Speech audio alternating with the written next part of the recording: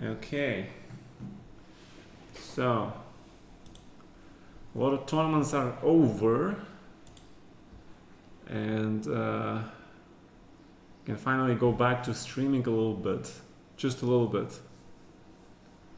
Yeah. I also have 10 days before the start of the Dortmund Open Chess Tournament. And I need to keep writing my book, so that's what I'm planning to do. Hello, yes, mama. How is everybody? I wasn't streaming for 12 days or 13 days approximately because I was playing in the French team competition, which was running from June 1st to June 11. And yesterday, June 12th, was the play-in. Overall pretty successful, but I was very upset because I got into the top 8, and then top 8 they have to play the match to decide the 4 that qualify for the division 1. And Aronian picked me. The first game was a fighting draw. I managed to draw, but the second game was a London system, and he played this really bad line with bishop f5. And after 5 hours of play, my head was not really working. I was like, it was a pretty crazy game. I can actually show you guys. It was ridiculous actually. So this is the draw, and this is the loss. It's pretty crazy. All right, so bishop f4, c5, e3, c3. The whole point of this move order and not playing knight f3 is that you win a tempo, and he plays bishop f5, but it's not considered to be a good move. This is the whole point, because you can take this bishop. Normally, with the knight on f3, knight on f6, you cannot take the bishop. Okay, but here you can, because you can take this pawn. And he was thinking for a bit, and then he played this move. The main line I remembered was something like this. I remember when I came up with this line first, was, I don't know, 2014, 15 maybe. Yeah, this is the first time I looked at this and I realized, this was a nice trap for white. So I played it and I won some games. Yeah, as you can see, there are some lines like this, bishop c4, e5, and you can even sacrifice this bishop because the queen has nowhere to go, and you trap this queen and then you get advantage, okay? So, but he played knight f6. He prevents queen b5. Okay, I take the pawn. And I have this now huge choice, yeah? I mean, queen b3 is such a natural move, and I wanted to play it. And then I was trying to figure out why in the main line I play queen b5. I'm not worried about it, and why now I have to play queen b3. So I played queen b5, but this is obviously wrong move. I don't know. I was scared of e5, some ghost, but of course you just take, and if knight d7, you have bishop b5. This is critical move, which I missed. And you just take this knight pretty much. Because this queen is pretty much gone, man. You castle and you trap this queen. And that's it. The game is over. I do not understand why I did not play queen b3. I just don't understand it. Castles, knight f3, knight d5. Yeah, the threat is knight c3. You just play this, and you take this. So the only thing I can think of, if he plays like this, but you see, right, there is bishop f5 trick. So he has to take, and there is no knight c3, bishop b4 anymore. So black is just completely lost.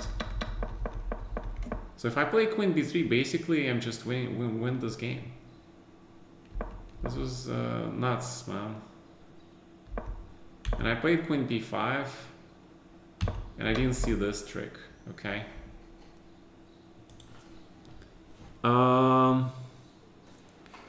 In bishop b5, yes, there is a line with bishop b1, bishop b4, king d1, yeah. It was okay for white, yeah. I played this actually against Yuri Shulman the first time in 2007, and I won that game. So I missed this bishop b4, but as you can see, white's position is still very strong, because the queen on a1 is really bad. So, queen b2. This is all yesterday's game, right? And now I have a choice how to play. Yeah, obviously you can take on f6, you can take on c3. You know, white has a pair of bishops. After bishop f6, black pawn structure is in shambles. So ideally what you want to do is you want to play this. Okay, your entire first rank is saved if check bishop b1. And it's terrible. So he has to play something like queen b4. And then you just move the queen. And play g3. Okay, so you have a perfect pawn structure. He has a lot of pawn islands. He does have extra exchange, but you have a very strong knight. I mean, bishop, and again, much better pawn structure. So his king is extremely unsafe.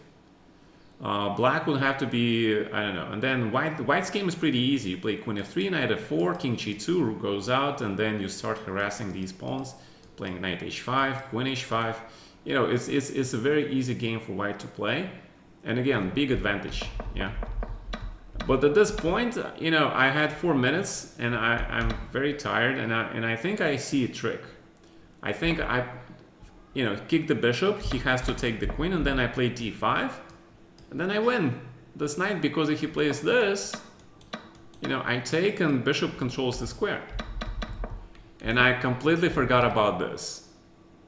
And I was like, oh my god, I just completely ruined my whole fucking tournament. You know, this is the problem with these matches, because, you know, you play the fucking Swiss tournament for, I don't know, for 5 hours, okay? You play 9 rounds, 5 hours, very strong opposition. You spend enormous amount of energy, you know, stress, and, you know, you pair top 8, and then you have a fucking match, you know? And this is very, very frustrating, because, you know, just playing this match can completely pretty much ignore your whole result in the Swiss tournament. I don't know, whoever came up with the system, you know, they should really reconsider it, because I really hated it. I really hate it, because, you know, it just makes no sense. And why the fuck do you play the Swiss tournament? You know, just play the fucking matches and that's it, and be done with it. Like, why do you need the Swiss tournament and then you have to play the match? Okay, it's just ridiculous. I have no idea who came up with this idea. You know, this guy should be shot pretty much. You know, because you know, the person who came up with the system probably never played chess. Okay, this is the most ridiculous thing I ever think of. I absolutely hate it, you know, because, you know, it's already a second time when this happens. You know, 5 hours, you know, I'm almost 50 years old, you know. I'm not like a youngster that can just, you know, completely ignore everything, you know, just, you know, lie down on the floor for 5 minutes and I'm ready to play another 9 hours of chess, yeah. I cannot do that anymore. So, especially at this level. So at this point, you know, I just did not see this move at all. You know, my brain is just finished at this point. I did not see this. If I seen this move, I obviously wouldn't play this. If I seen that, I saw this idea, and I was thinking like how to evaluate this, and I evaluated this approximately. You know, white is a little bit better. It's only now that after the game I see it, I can see that, you know, the computer evaluates it as a really large advantage for white, because +1 is pretty large, yeah. And with the queens on board and his unsafe king, it makes absolutely a lot of sense. But I didn't see it. I mean, I see this, but then I couldn't decide. Maybe this is better, because I developed the piece, and then I win 2 tempos. I have pair of bishops, and I have this very strong idea. You know, even if I just play like this, even here, this endgame is not so clear, because I have time to develop my knights. You know, my king goes, knight have strong squares. Apparently, he has to take this. Yeah, that's why I didn't want to play this. Maybe knight a3, I think. I think this makes more sense to put the knight here, because this bishop is bad and your knights are pretty good. So you want to save these knights, I think. But okay, yeah, because after this, king f8, king e2, rook c8. Okay, king d2. Yeah. Okay, white can probably make a draw here, because again, pawn structure is very, very strong. These guys are very, very weak. Yeah. So again, I'm very disappointed in this whole system, the way it came.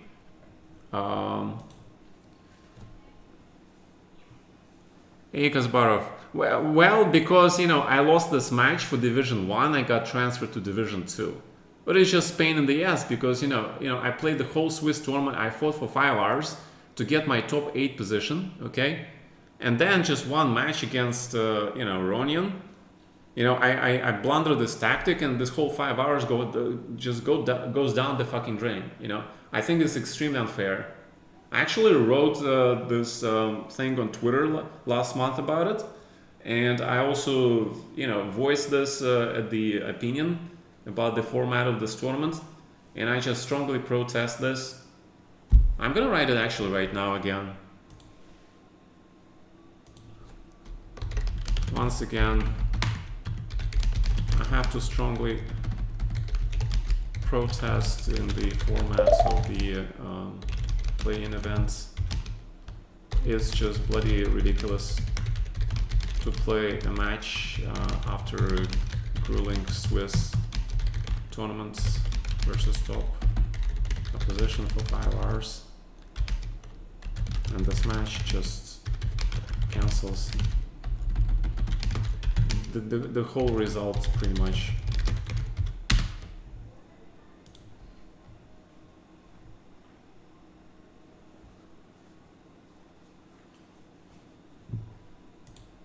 So that's it.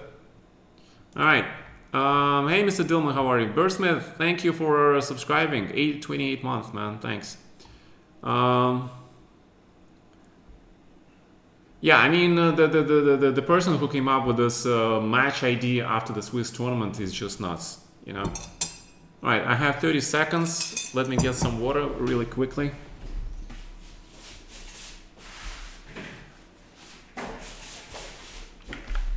All right, 18 seconds. Yeah. So this is how much water I drank from yesterday. All right. This is what, 5 liters? Yeah, it's 5 liters. So 2.5 liters are gone, man. Yeah, Magnus is playing, of course. Of course he's playing. You know, he actually lost a game yesterday in the Swiss event. He lost like a second round game or something, but then he won like 7 games in a row. Yeah, that's Magnus for you, okay? That's Magnus Carlsen for you. All right, 95.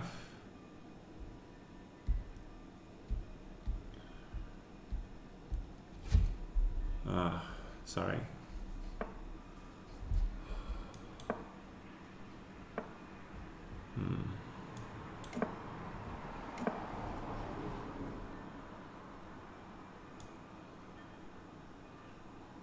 Bishop g4 makes sense. I don't know, man.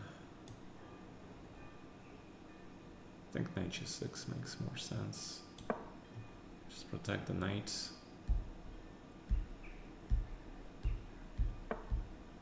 I like f5.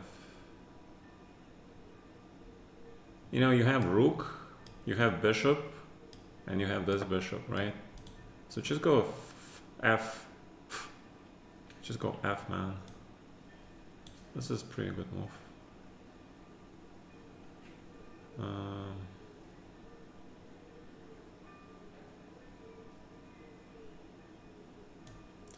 Probably take. And you have to play f4. Okay, but I don't understand why he takes with the knight. He should not take with the knight, but okay, it's not my problem.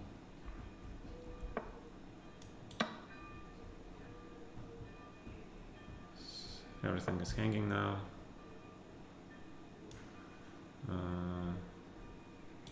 Just queen h4, I guess.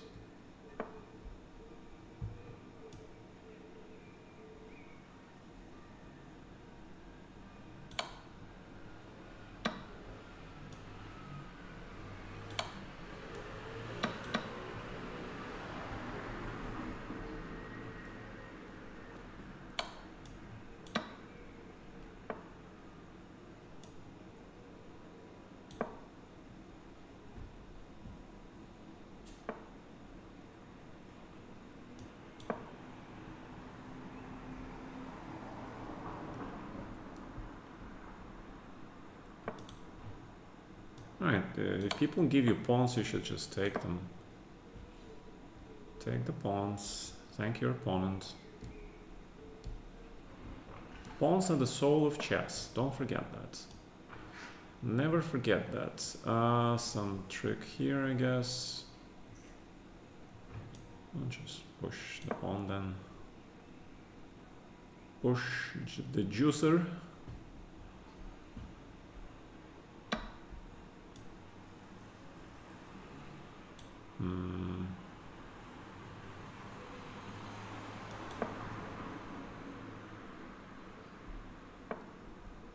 In the Nakamura language.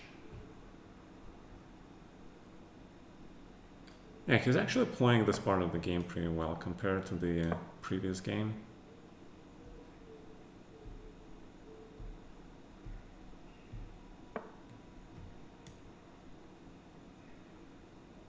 Like, what the fuck is going on? Why is he playing this endgame so well?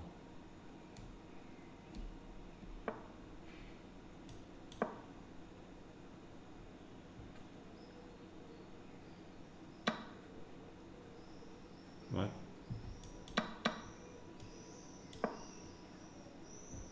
Okay, not so well. Alright, I was just getting scared for a second there. Fresnel killed him, yes, correct. Can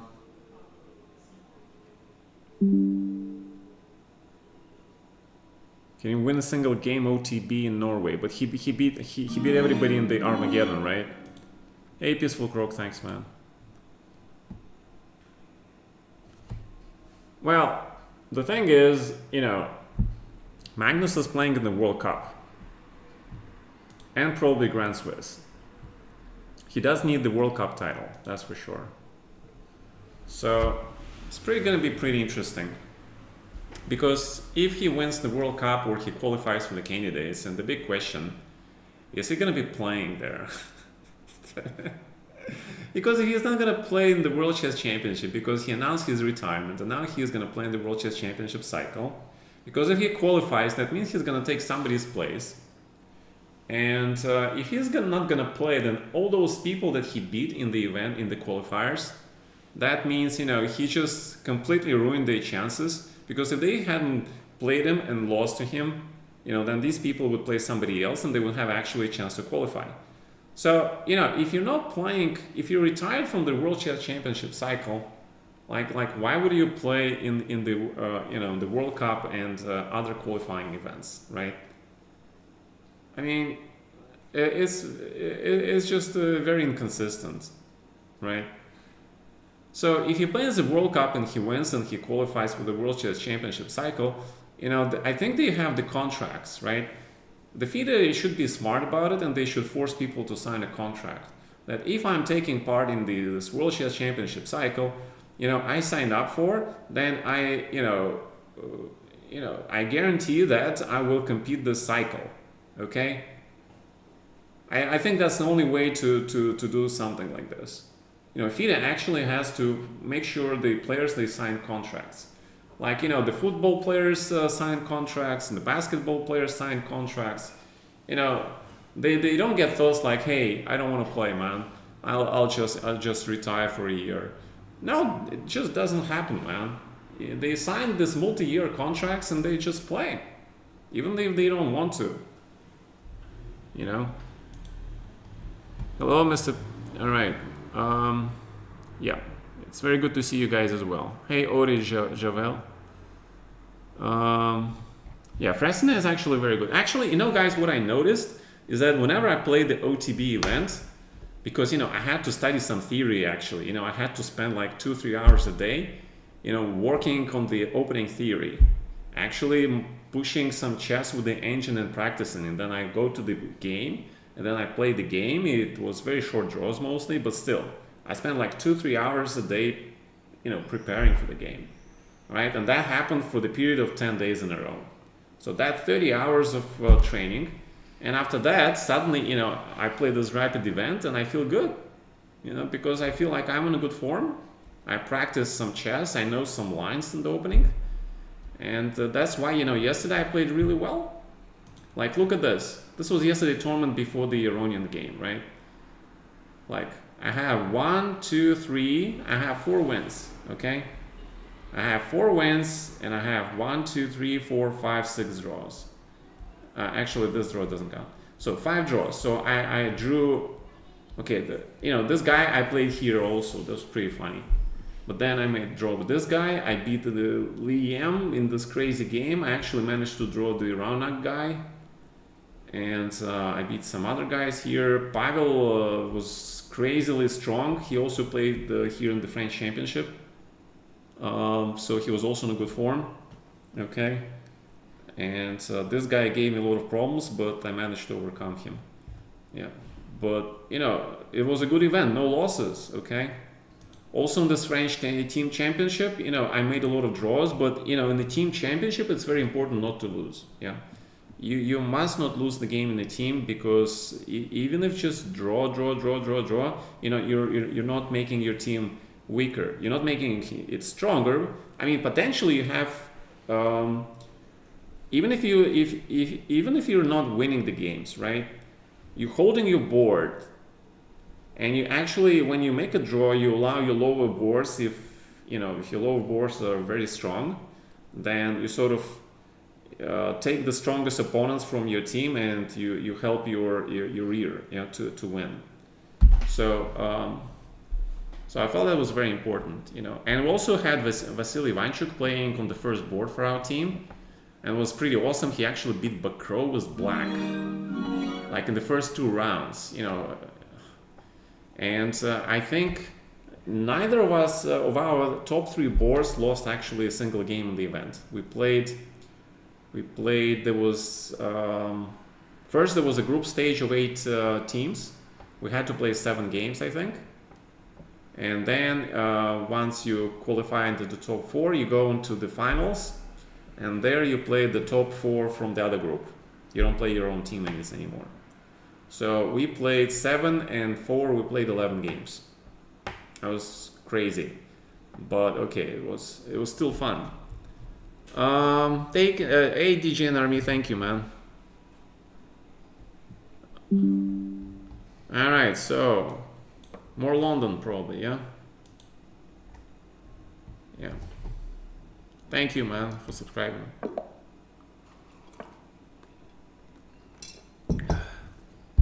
So this weekend we're gonna have the simul. We're returning to the usual schedule. Yeah, I was thinking about getting some rest, but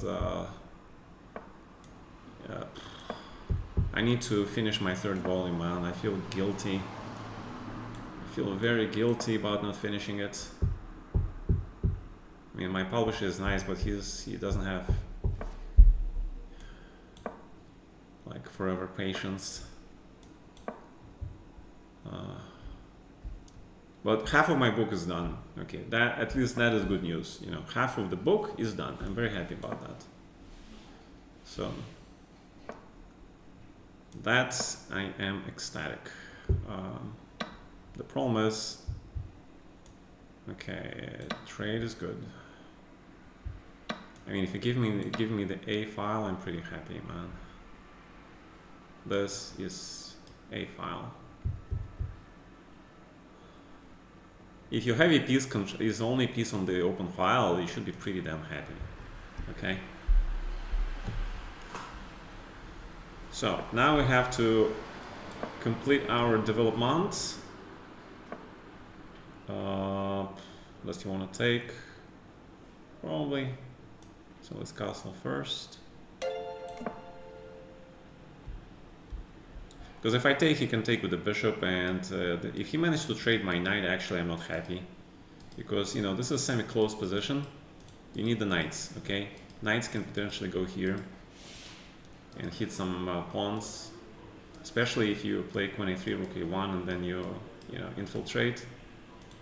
Yeah, this a file will be very, very important, especially with this bishop controlling the square later. Okay? Alright, so let's grab this and let's hit this bishop. Okay. So, the big question now Yes, what is this e5? Alright, so bishop here. Take. You take with this pawn, obviously, because now it's Carlsbad. It's not a bad Carlsbad for white. And just queen e3. Queen a5 is very interesting, but queen a3 is probably the best. Yeah, make sure you don't blunder stuff like bishop d4. Yeah, that's pretty standard. Knight b3. So as I said, the knight can go to c5.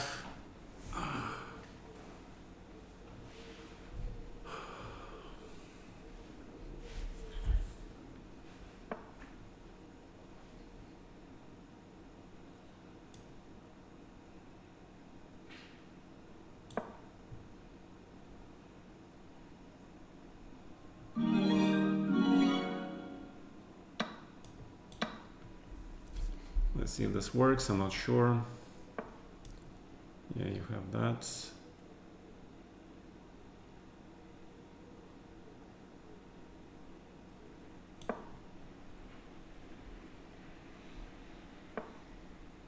Yeah, he's very accurate actually. This national master is very accurate.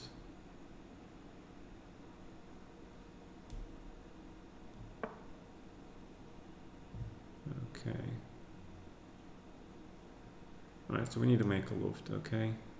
And also take away the square from the bishop potentially. It's kind of important. I blundered the pawn.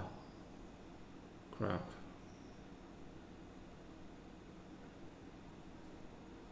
Yeah, I always report this guy. Yeah, this guy is always starting to play some first line moves, which is total bullshit, of course.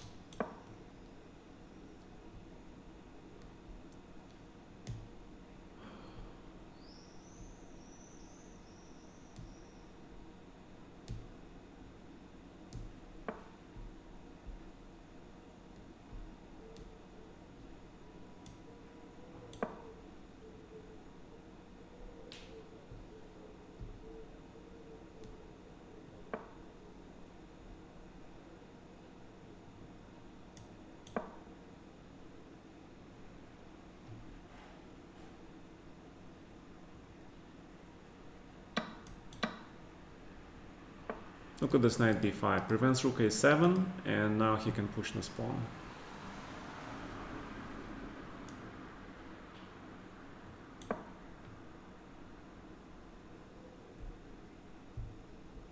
I'm not sure he plays d4. I mean, why would he play d4? You know, his position is incredibly solid. Why would he play d4? Just to demonstrate that he is not playing the engine?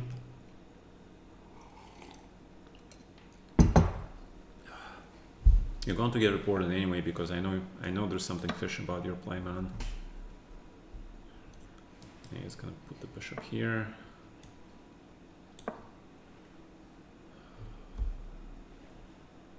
Maybe.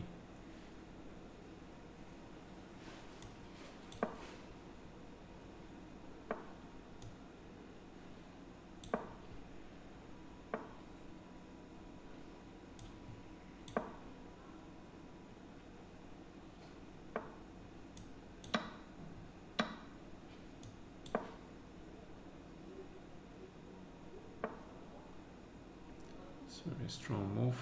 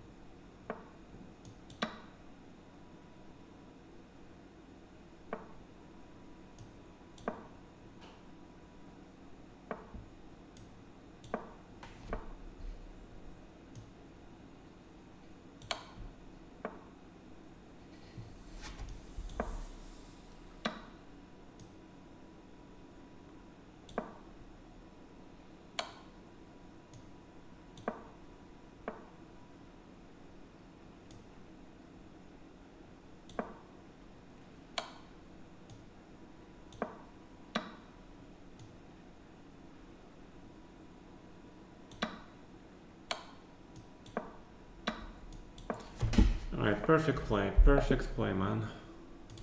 Fuck you, man. You reported. This guy is reported for cheating, man.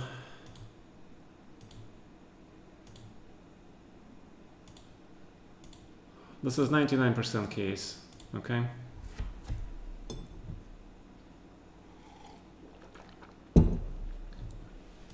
This is 99% case. I don't care.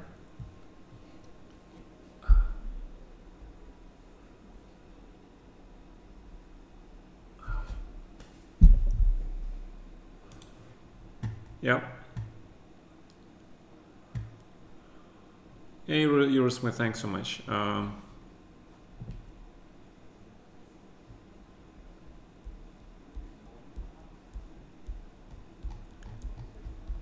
Well, I won because he resigned, you know, because it was pretty obvious. It's just, you know, the most obvious end game story that this guy was, you know, 99%, you know, unfair player.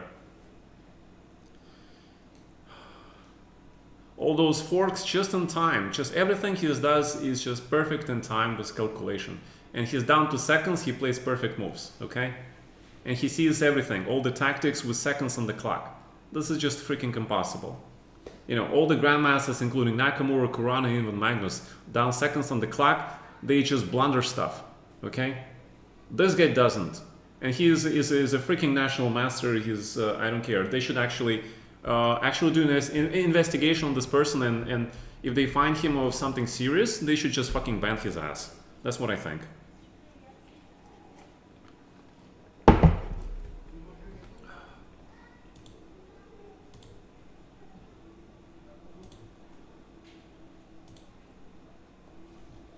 I don't care.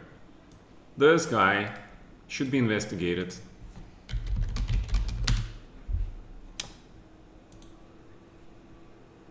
He's 2100. Okay, give me a fucking break. He's year 2004. Alright. That means he is what, 20? He's 19, right? Okay. Alright, buddy. You're lucky that you live in Russia. You know, there is, you know, otherwise you could just be banned. It says United States. I don't know. If you know, they should actually start taking cheating seriously. You know, this is bloody ridiculous.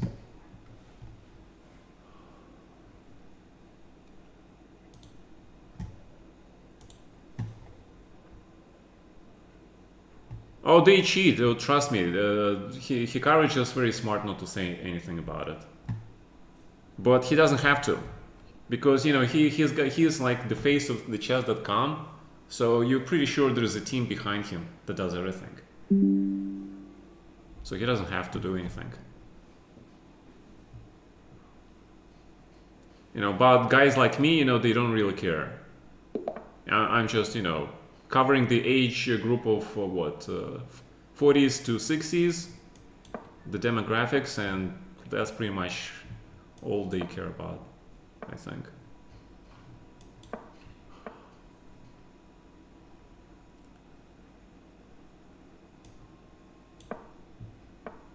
$92.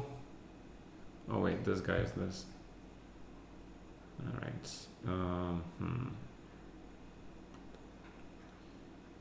Should I play Wesley's system against this man? All right, let's try it.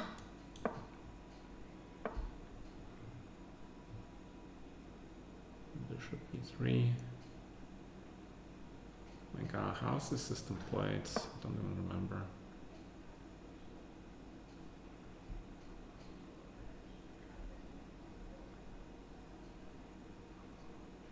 Yeah, if we switch it to white side, I can probably recognize the lines, but with black side, it looks so different.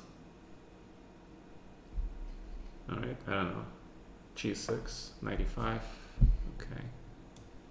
So I don't remember, it's bishop d6. Okay. Castles.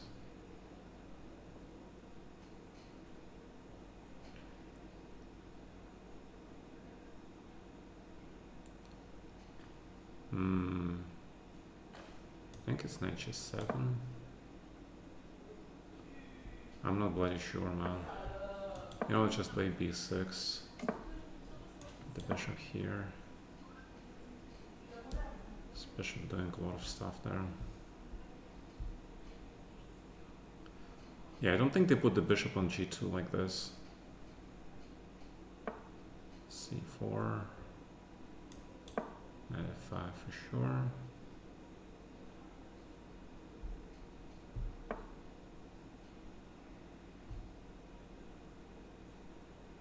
Alright, what is this?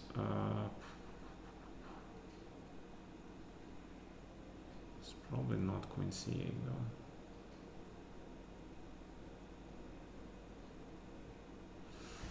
Okay. It's probably knight a5.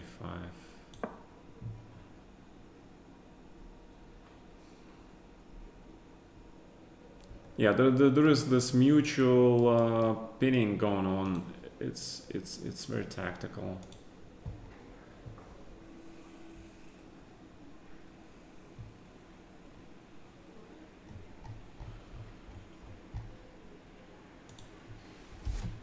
James Blunder. I hope he comes back. I hope he comes back, man. I really hope he comes back. Yeah. Alright, so it's time to grab this guy. Probably just queen g5.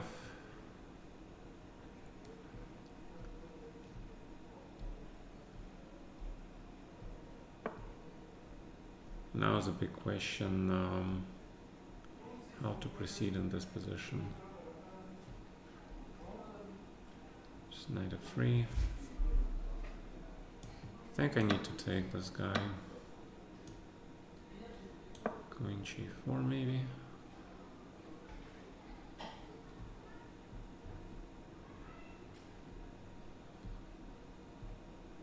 Because this king is a little bit awkward with this pawn structure. Yeah, but if you take the queens off, then white is better. So you need to play this position with the queens on board. And now I have to understand what to do with this clusterfuck here. Because I think it's okay. The knight on a5 is actually doing something. But the bishop here sucks. Alright, so he allows me to take here. Okay, fine.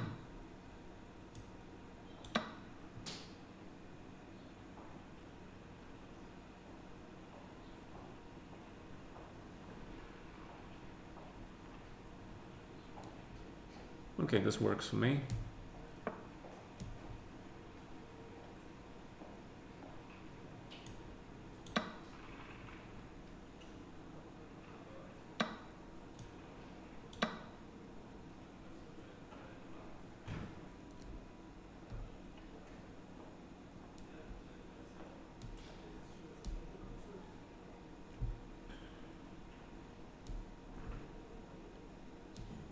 I was a little bit lucky with knight e3 because that was not originally...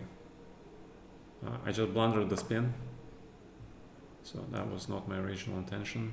But I'm very happy that it worked out. Because a lot of the times it doesn't really work out that well. Okay.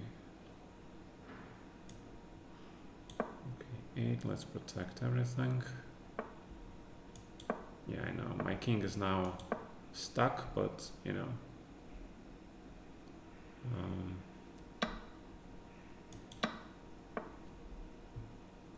there's knight g4 coming, yes.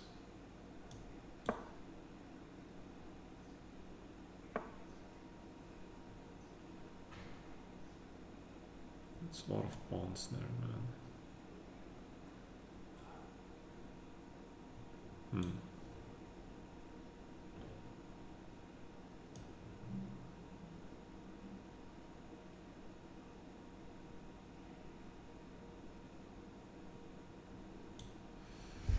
Okay, how is this possible? I thought it was much better.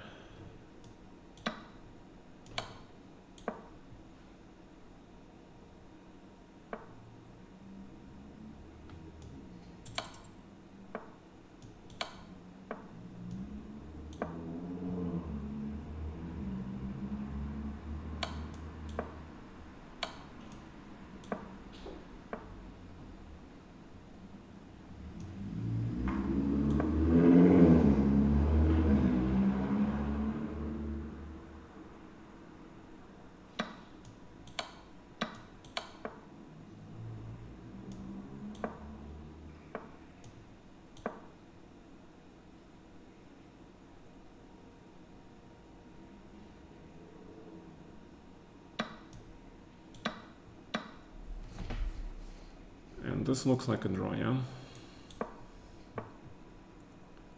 Yeah, he managed to make a draw. Alright, good job.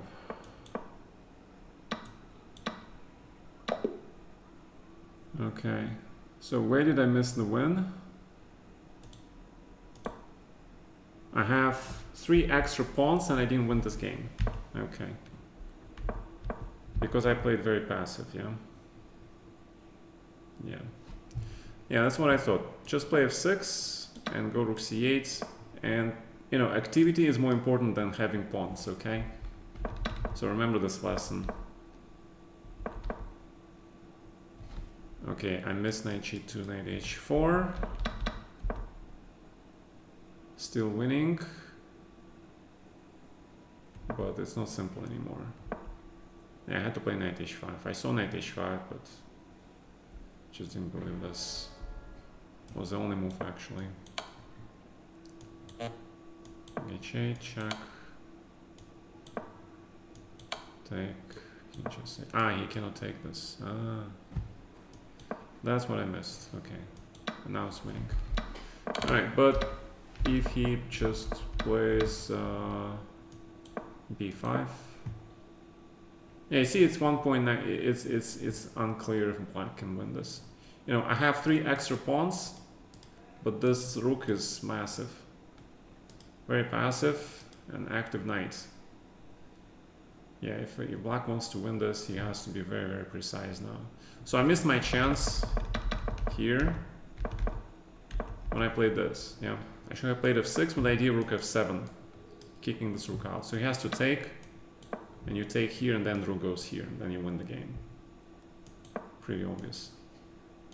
Pretty obvious win too, because you just, you know, trade stuff, rook behind, king goes active, and you push the pawns with the behind rook, active knight. White is in trouble actually, completely winning. All right, so that what is that? That's 2 games, right? No, that was round number 3. Okay, so 3 rounds played. All right, you need advice for opening. c4 you play 5, d4 you play Nimzo, knight f3.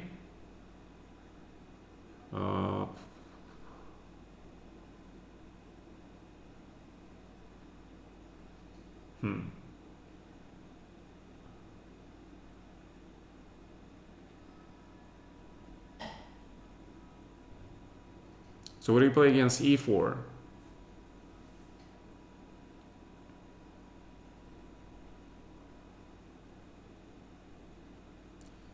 Yeah, okay, but if you play knight f3, knight f6, c4, you can still play e6, right? Because if he plays d4, you play c5, it is Benoni. And if he plays knight c3, okay, so you have to learn something besides Benoni, okay? I mean, if you want to play Benoni, that means you should play c5, d5 pretty much in every position anyway. e4, c5, Sveshnikov. Okay. Yeah, Sveshnikov is not bad. Yeah, Sveshnikov. I have to concede it, you know. I used to think that Sveshnikov sucks. But that was before the engines and before they find the absolutely best moves.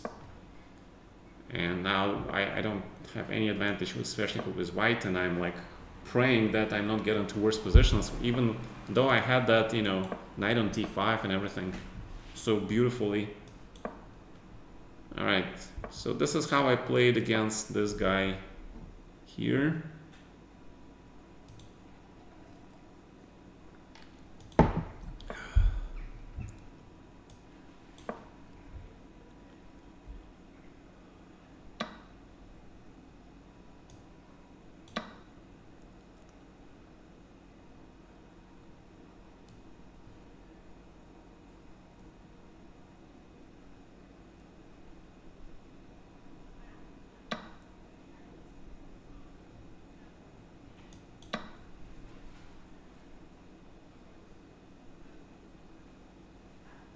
Should be a little bit better for white now. Knight f3, so he wants to play d4. So you have to take, and we have this structure, yeah. Hmm.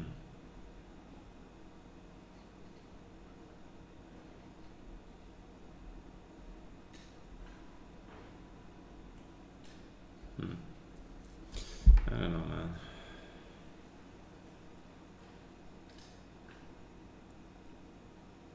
E5.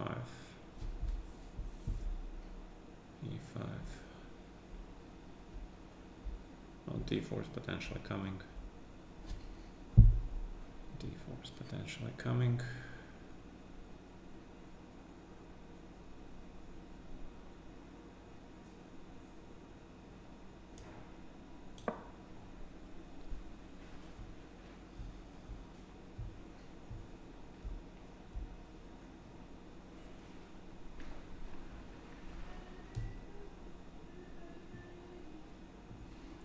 Bishop D3 makes sense. You develop stuff. And there is a problem potentially with the king here, yeah. I don't know, this kind of position is very complicated.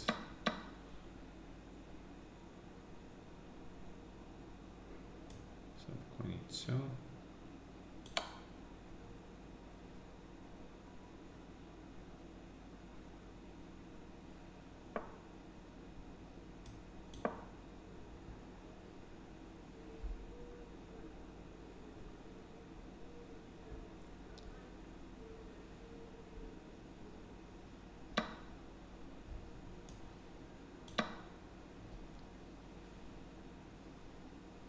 But the endgame is good for white now. The endgame should be good for white. Because the king is here, and these pawns are not so great. At least they shouldn't be. Okay, so going for c5.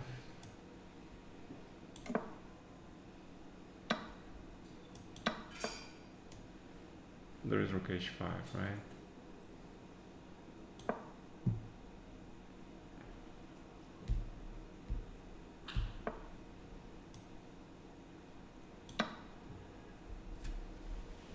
G6, bishop G6.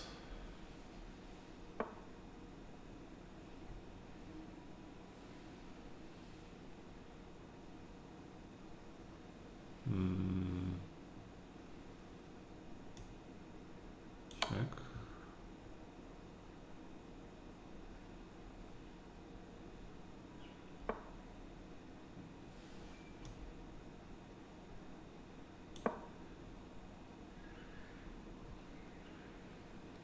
It's not checkers, I don't have to take your bishop. Okay, this pawn is way more important than this measly pawn here.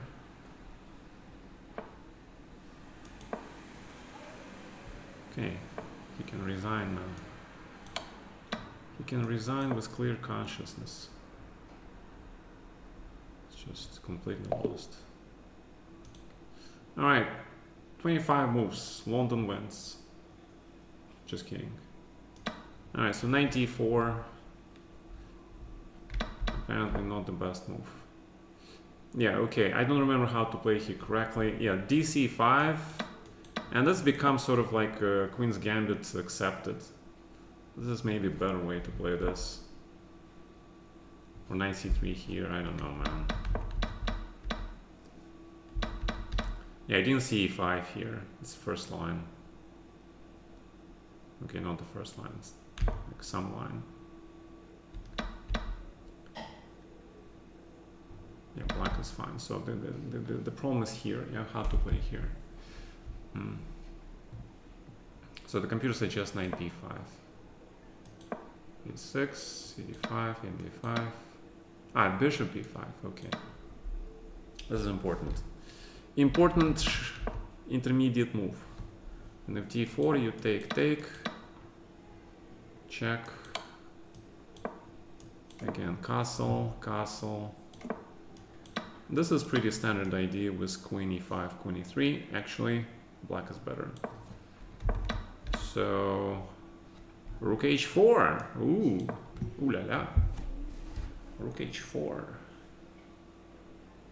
All right, this is the kind of positions you get in the Queen's Gambit with Bishop f4 systems. If Bishop f4 is played in the Queen's Gambit declined, okay, a lot. It's one of the major systems, and this is kind of a crazy stuff you get there all the time. This is absolutely crazy, actually. Yeah, there are some absolutely crazy lines. So if you guys want to check those lines up, yeah, I played Bishop d3, I think is okay, but see, black is better. But this was bad. See, black went from minus 0.47 to pretty much +1 for white.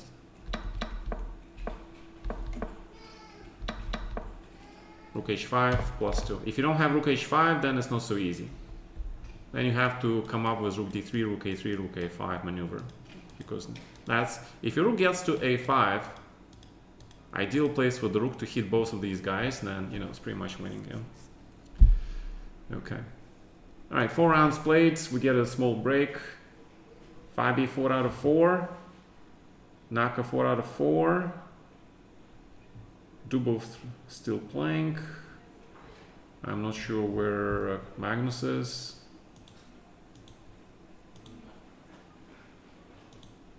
All right. Am I still in Paris?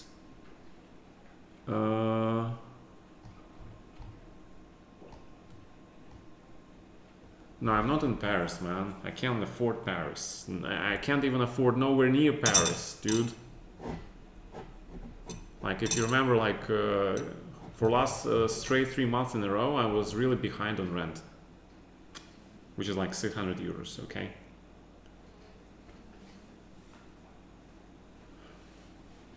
But, you know, if you take all the bills, then it becomes like, you know, 750.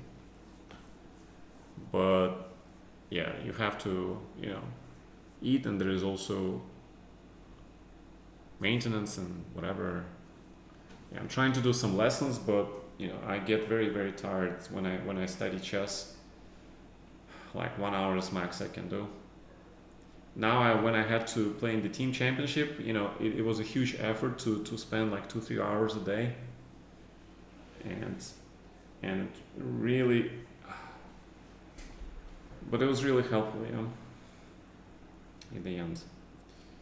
Yeah, because after studying for 2-3 hours a day, I was going to the game, my head was not really working well. Thank God my games were not too long. Yeah. But I studied new opening. Yeah. Guys, now I play not Sicilian Khan, but I play the true Poulsen with knight c6, queen c7. This was actually a very important game yesterday against Aronian. This was a very important game, actually. Because for some reason my computer showed that this is... Alright, so queen c7. Yeah, my computer for some reason shows that this is okay for black. It's possible that I misplayed it. Oh, I was supposed to play this first, and then 95, yeah. And then f6 probably, yeah. Okay, I misplayed, because yeah, you have to remember, you have to be precise, because I play this immediately. And yeah, bishop c5 here. I remembered bishop c5 idea, but I remember that rook was supposed to go to c8, but he plays this, and he could have played a4, yeah? He plays a4, black is sort of like trouble. Yeah, so Aronian knows his ideas for sure. Yeah, and I remember the computer showed that this knight on a7 is ideal place because you control all the weaknesses and you support g5, h6, okay? So I took on a4, but it's not so great. Bishop c6 was better. So this was our game. He plays rook h5. You notice the pattern, right? The rook goes to a5. So you have to close it. g5, king e7, and I felt very optimistic at this point. I thought that my position was not so bad. Yeah, because this rook is not playing. Knight is on the rim. This knight covers everything, and you cannot get to this guy. So I felt very, very optimistic about my position, but the computer doesn't share it. Yeah, it's a weakness. I mean, but okay, humans are playing the game, not the computers, thank God. See, the computer plays king a3, blocks the pawn with his king, and then just attacks it with a knight. Yeah, computers are terrible, man. I mean, monsters. King e7. Yeah, Aronian is a very tricky guy. I remembered it in the first game, but in the second game I forgot. And then I blundered this long castle trick. So at this point, you know, 3 minutes versus 5 minutes, white is better, but d6, not the best move according to the computer, but I felt it was okay.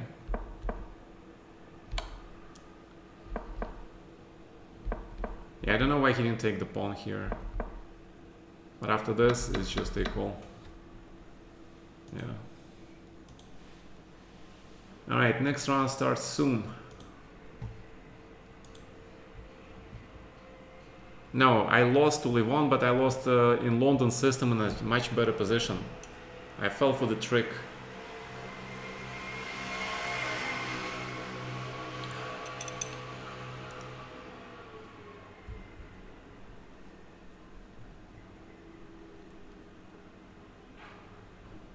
Consequences of a disease? What?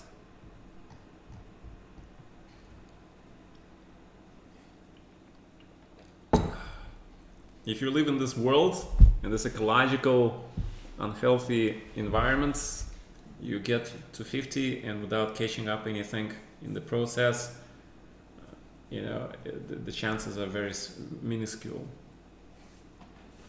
Okay.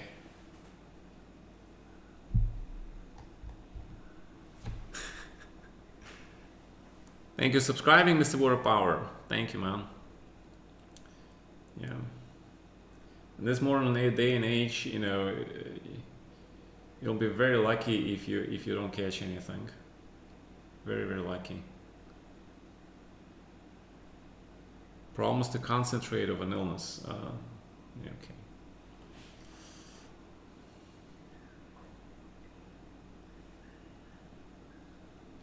You're in a chess dark. How to get through it?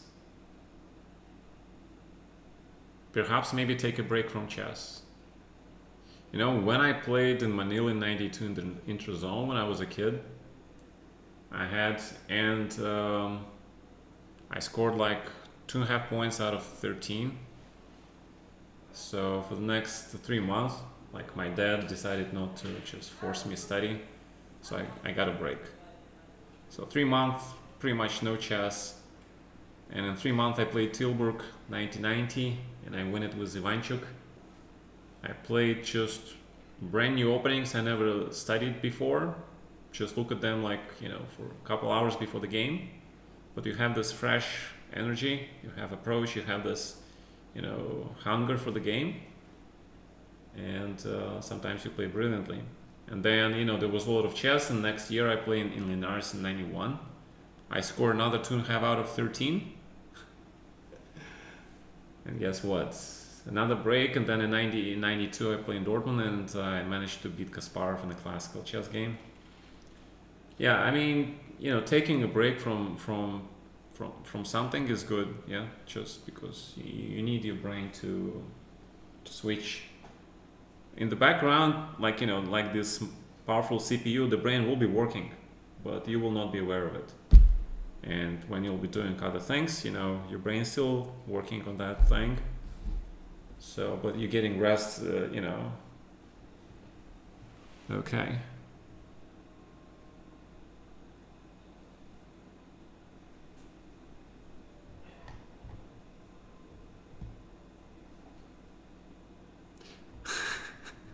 Hey, Mr. Burstmith, a break from chess for 30 years is not really a break, yeah? Is it?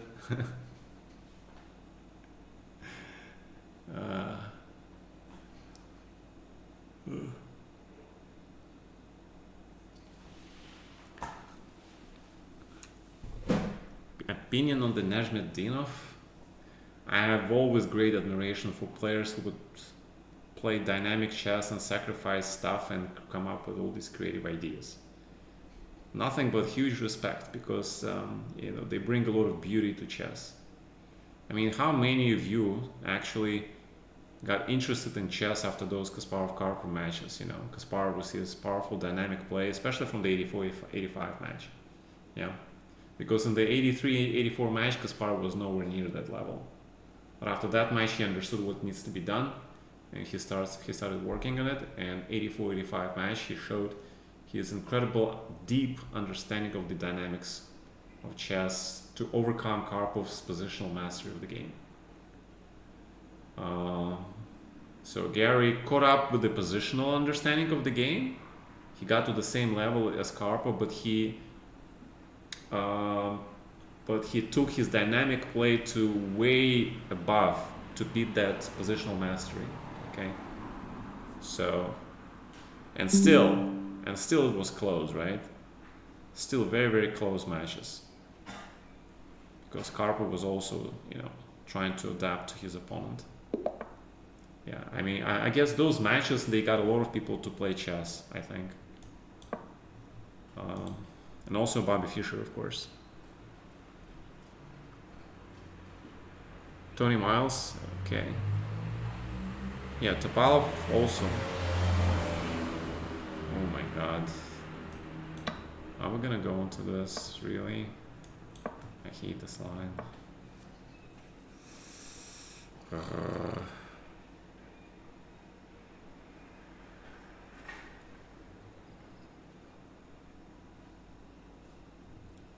think it's C6.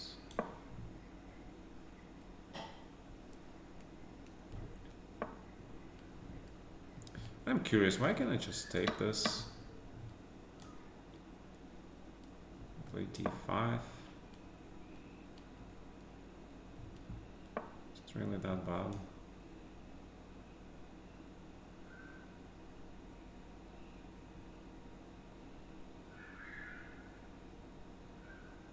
Yeah, this could be actually not that great.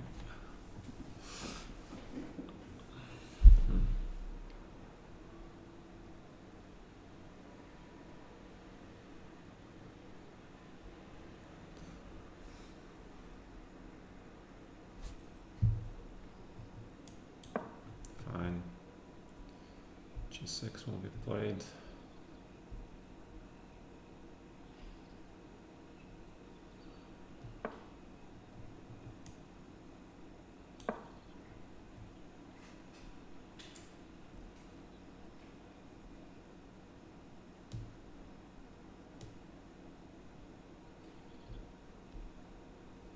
Alright, so the question is, can we survive this massive developmental disadvantage? Because my pawn on e7 is not really feels like it's useful.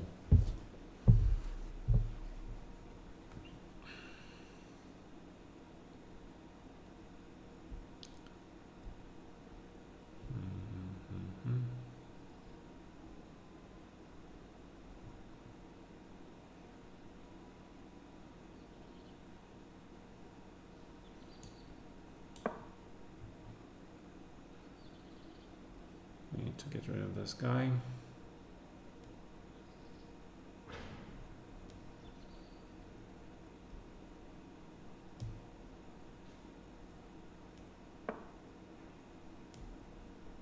Really? Why?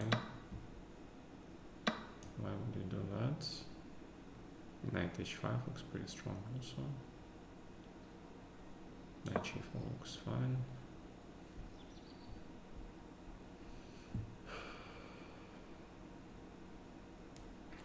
Yeah, I thought it was pretty weird.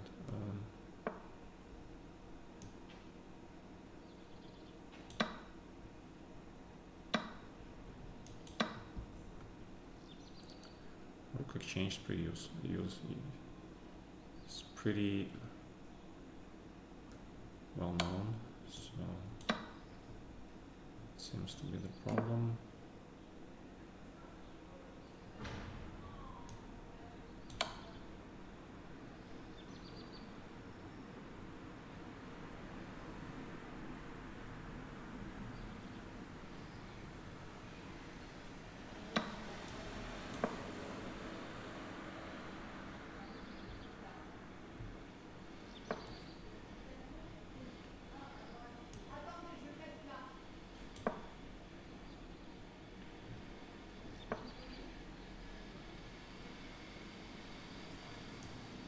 play e5.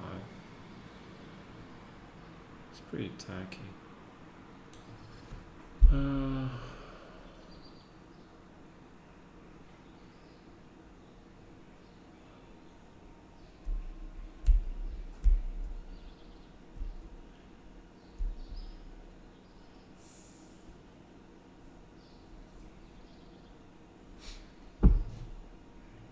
Magnus Carlsen.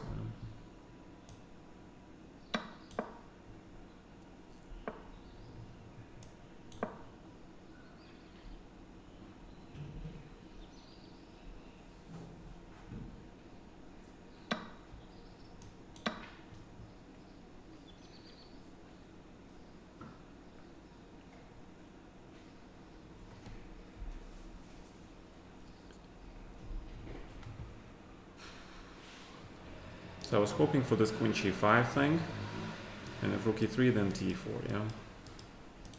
So let's see if it works.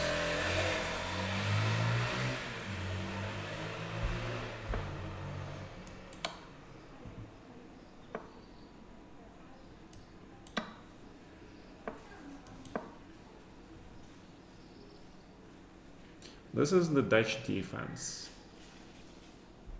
It's very sharp. You can easily lose, but you have chances to win with black. Because white oversteps. If white makes the smallest overstep, you have pretty good chance to win this game.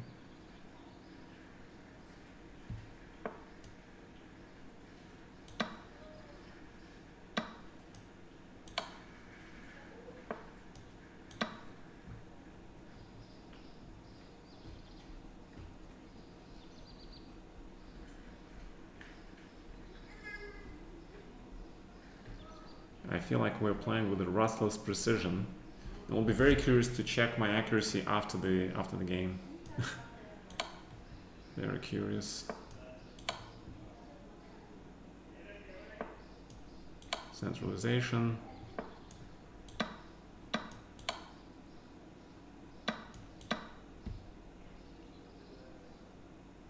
Shake hands. Come on, man. Alright, let's check. And 91% accuracy. Woo! Alright. Not bad. Yeah.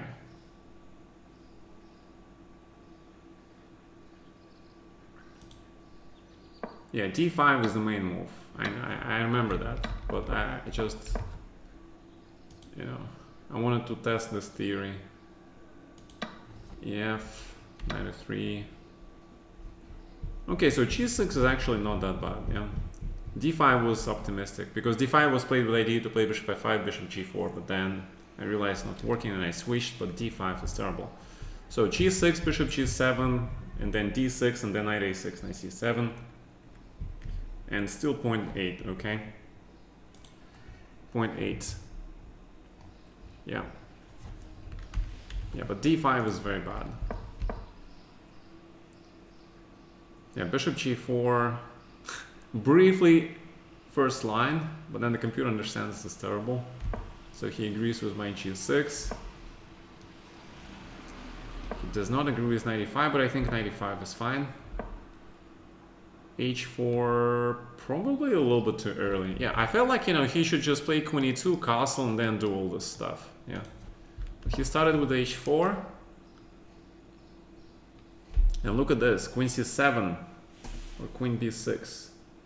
Actually, it's dropping. Knight d7. Yeah, okay. I saw this knight g6 idea. I was very scared of it. I feel like this was probably the right way for him to play. And h5, yeah. Yeah, I was a little bit worried about this. I was thinking about this line, yeah. But... okay. But okay, I did not see queen d7, okay? I think finding queen d7 is a little bit over optimistic on human part in the blitz game. Okay. Yeah, I was looking at queen d6, but there is nothing. But queen d7, okay. Oh my god. Computer is so funny sometimes, yeah. It really expects me to find the stuff. Oh my god. And the funny thing is, after rook h3, you have actually to take it, yeah. Take, check. And apparently it's good for black because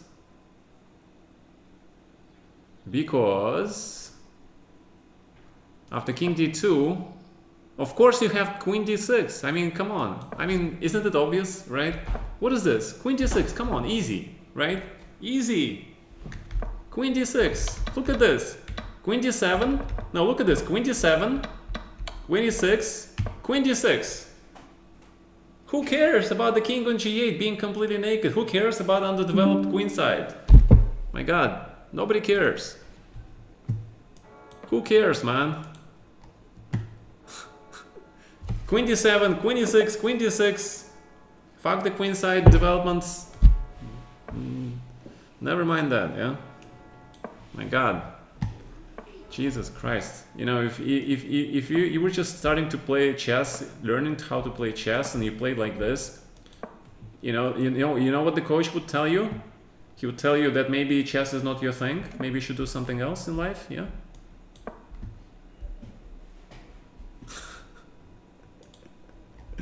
Exactly. Exactly. And then you have to think, how many brilliant Topolovs and Kasparovs we lost because of this dogmatic approach to chess training, right? Nobody knows. Wait, they don't play 5 here. Actually, they do, yeah? Maybe they do. Alright, fine, let's play bishop g5. Let's just play normally, yeah?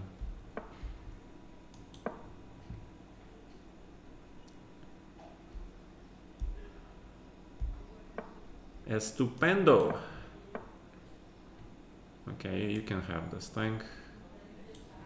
The only question is, how should I recapture this? I think knight c4 is correct. Bishop c4. Actually, bishop h2, I don't have to give you my bishop, but then you play knight f4. Alright, fine, bishop c4 it is.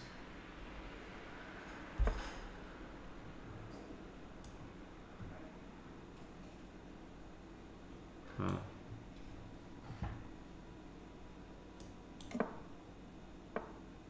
Queen f6.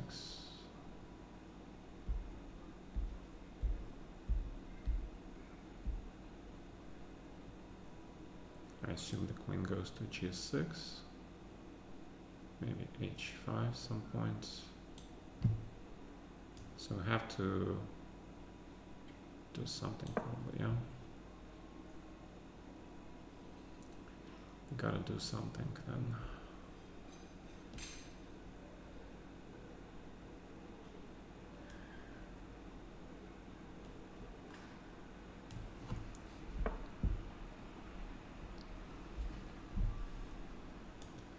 Let's kick this knight out. I don't like this guy.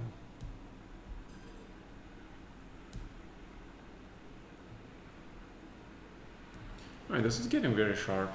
Yeah, this is one of the sharpest lines probably here. One of the possible sharpest lines here. Okay, let's kick this knight.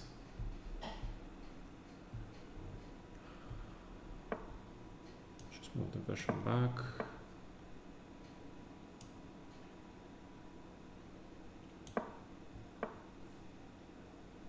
Knight c4 is definitely a possibility. Knight b3 is also a possibility, but knight c4 I like more.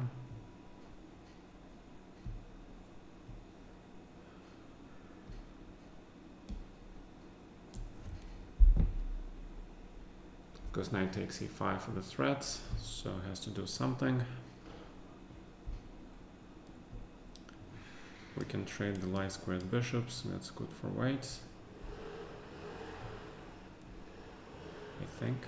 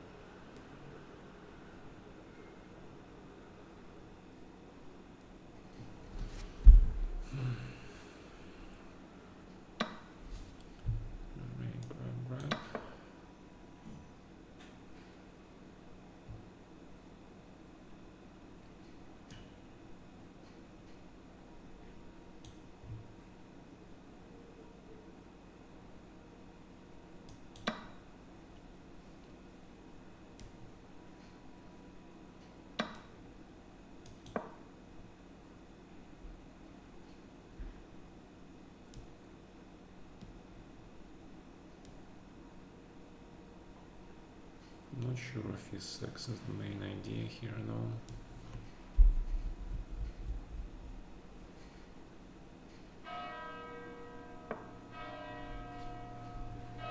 What I wanted to play was this.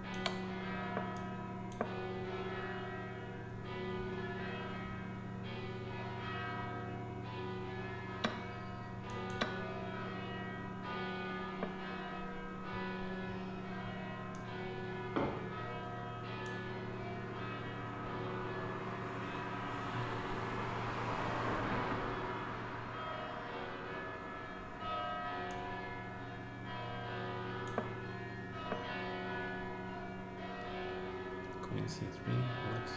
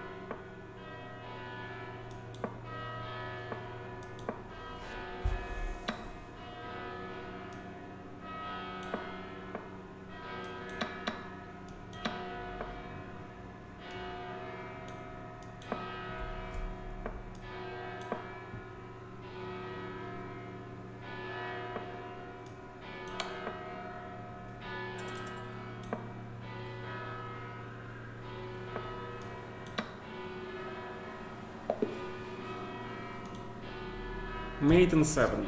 Okay, good enough. The Bells of Notre Dame.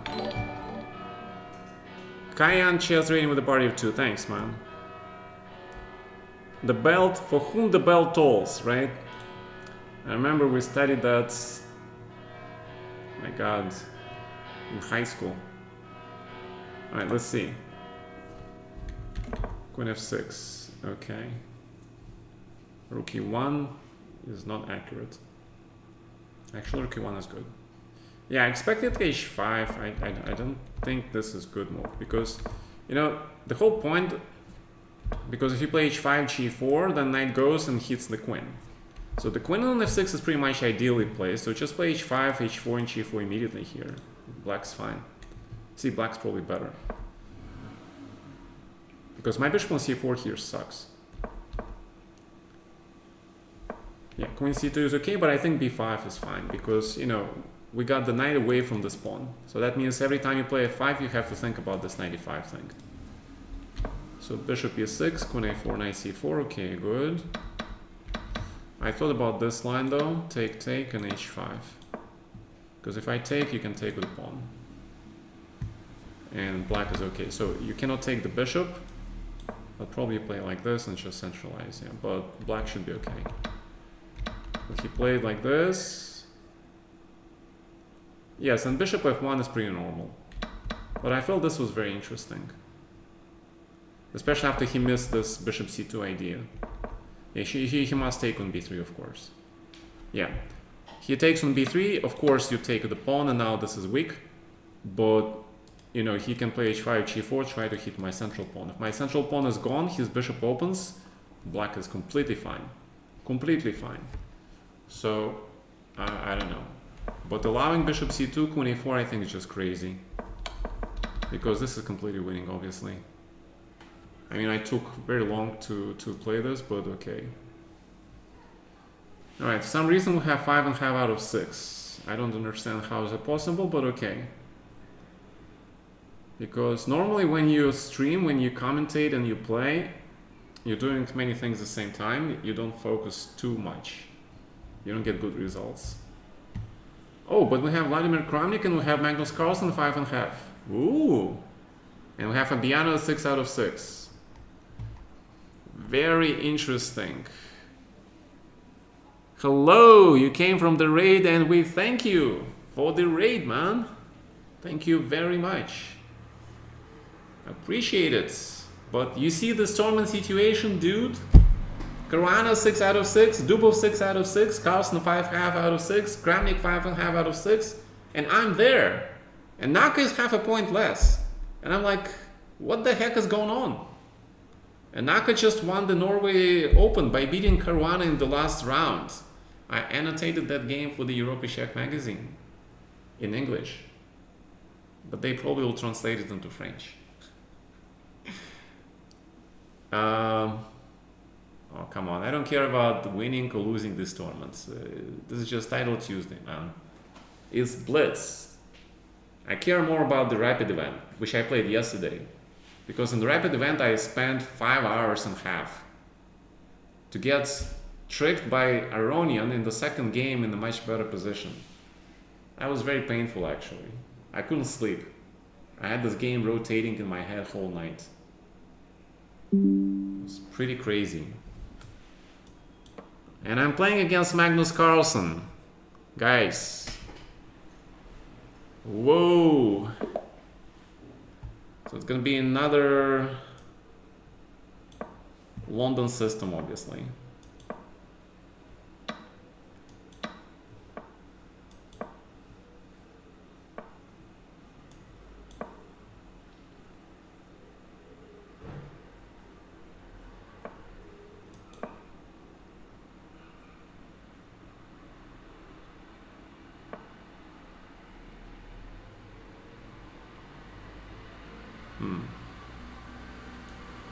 Okay, let's play 92 then.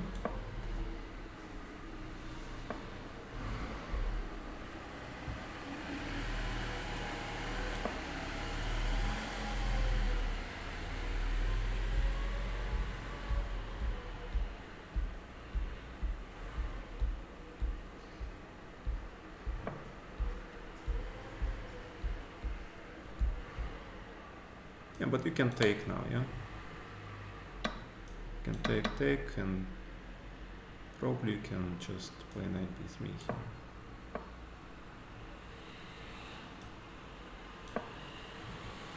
So we get another cosmetic knight on c5 according to Magnus Carlsen. You guys remember that game we played before versus Magnus? It was also very cosmetic knights. But with a knight on e2, I'm not really scared of all this stuff.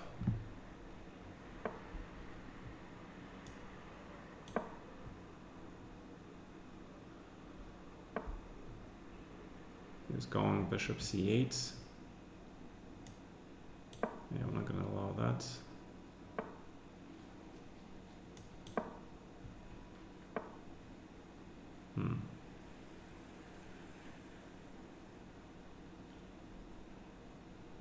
So that's going to be a 5. Pretty much a 4.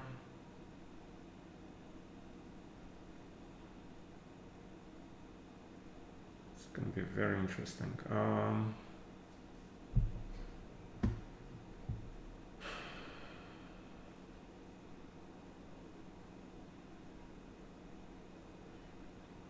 Yeah, this is very interesting.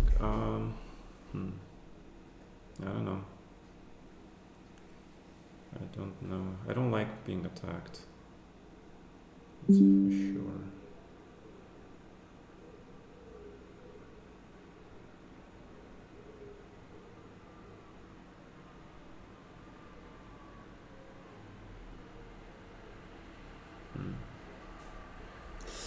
Yeah, this is not something I'm looking forward to. I'm gonna play this move. Okay, knight f4.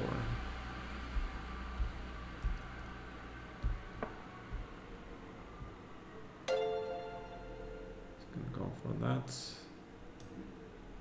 Probably take knight g2. Hopefully we're not getting mated here.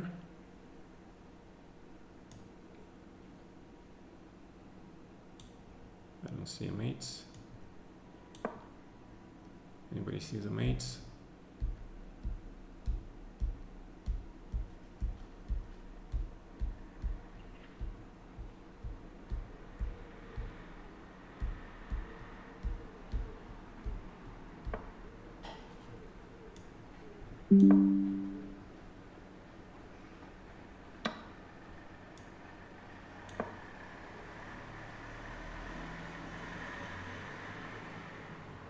I should have played rook d7. I'm an idiot. Rook d7. Oh no, okay.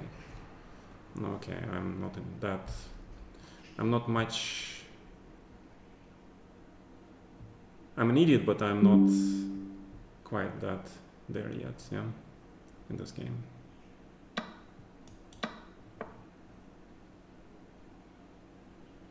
So queen h3 is coming.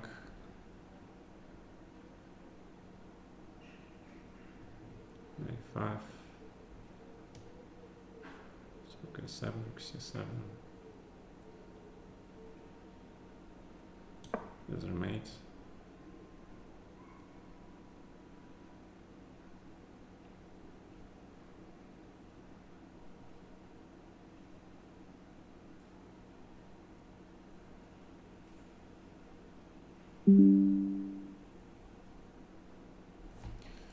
It could be that we lost here, but I hope that we are not lost. It's very possible that we lose this game, but I pray that we do not. I don't have time though.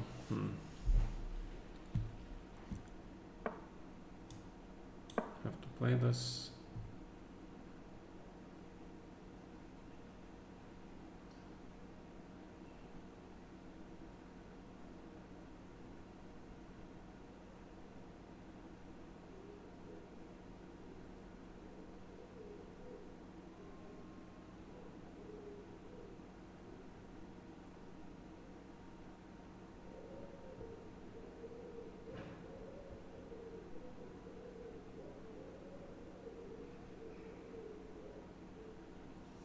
At least we created problems for the great Magnus.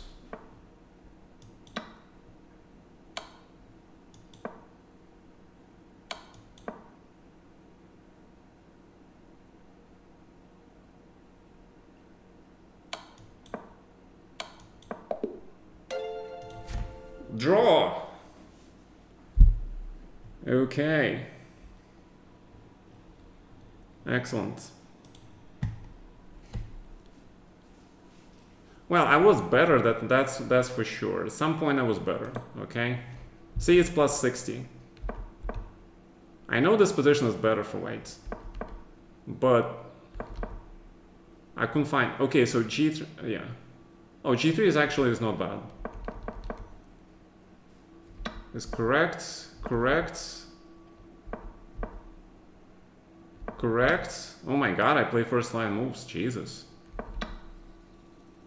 Queen e6. Oh, knight e3. Oh. 91 is a draw, 93 is a win. Really? No. Oh, because he doesn't have a check. Oh, white is winning here. Oh my god. So 93 is actually winning for white. Plus 4. Holy crap. Wow. Guys, wow, 93 wins the game, right? Amazing. Yeah. Not bad.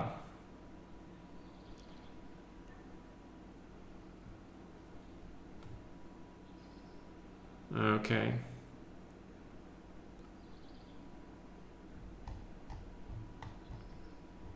93 not saves the day. 93 wins the day. 91 saves the day. 91 saves the day, but 93 wins the day. I couldn't understand the difference, okay? But obviously, queen g4 check is the difference, okay? Yeah. No, but this g3 knight f4, guys, right? We found it. It was incredible. Weakening of the king, incredible, yeah? But I get my knight to protect my king. And I'm just in time with the rooks to create this diversion on the 7th rank, right? Just in time. Just in time. Yeah, that was very, very lucky in a way. But it was a very good game, yeah. Yeah, g3. I mean, come on. Do you understand that g3 is so anti-positional? He has a bishop. Bishop gets all the white squares around your king. Your king gets very naked. He is pushing these pawns to attack your king, and you're basically saying, hey, I'm going to open up my defenses, go attack my king, right? It's just insane. But then you can reroute your knight on e2. And this knight is a critical piece, which protects your king. And you're just in time to threaten the doubling of the rooks on the 7th rank, okay? You just, yeah, just in time. Pretty good game. If I found 93, I would be like incredibly happy, yeah, because I didn't realize, I thought I was losing actually. But apparently it was, the computer says it's +4. I trust the computer. Yeah, g3. Okay, guys, look at this idea, right? So this was important thing for you. First of all, the structure, okay? This whole structure, guys, remember this. Especially after he trades this, it's very important to trade the dark squares bishop first. Because now your knight on c5 is supreme knight. All right, so the second thing here to do is maybe not rush with the castling because he's gonna attack you, yeah? Yeah, queen d2. Queen d2 is general purpose move, but I feel like it's not the greatest move, okay? All right. Yeah, and it was just a blitz game, right? It's incredible. In the blitz game, you find all these nuances. All right, so it's going to be a reverse London system. The regional way to play the London system. Yeah, this endgame was good for black. So I'm pretty happy with it. 97 to prevent 94 b5 ideas. Yeah, this endgame is pretty good for black. I have won a lot of games here with black in this line. Here you play g5. Because this square for the bishop is best. You need to get rid of the square. Bishop b4 or a5. That's the question. Probably a5 actually.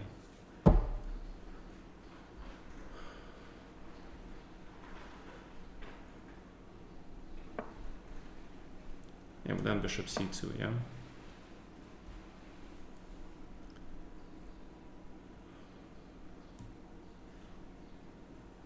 I mean, maybe it's playable, but it's just better for black, I think.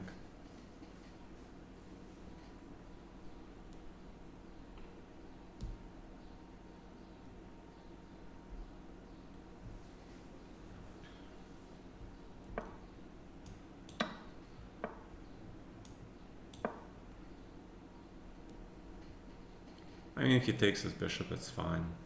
His pawn structure will be so ruined.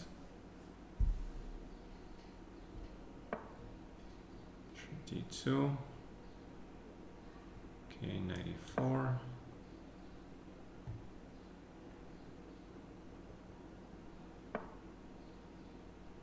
Yeah, but we still trade this bishop, yeah.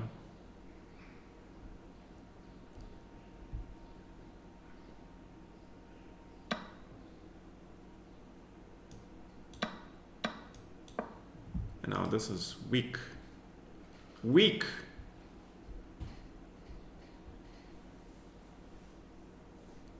You guys see what we've done? And guess what? The king goes to c7. This is the best place for the king. to protect these pawns and to protect the knights, and the rooks will be free to go, okay? You can castle, but you might need this rook here. So king c7. And now you're ready to squeeze white. White is just, strategically, white is completely lost. Completely.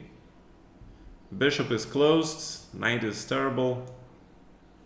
Now you can play rook d8. And then you can hit this pawn finally, because there is no knight d3. Okay, rook d4, centralization. Okay, rook goes back.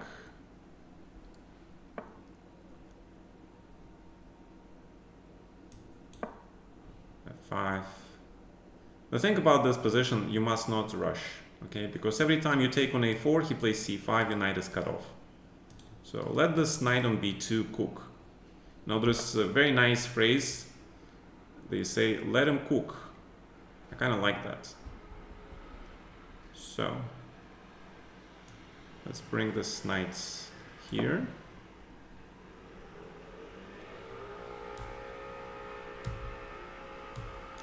Again, there is no rushing. Look at this knight on b2. Closing the file just in order to protect this guy. That's fine, man.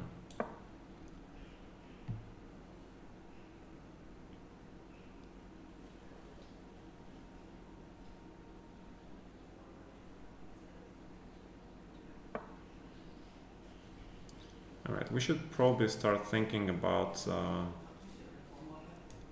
probably just rook g8 and h5. He put the knight on c3, improvement, but still very, very passive.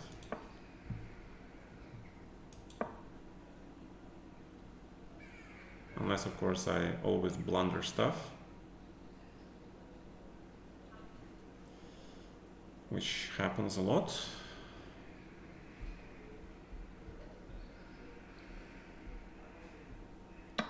Let's hope this blunder was not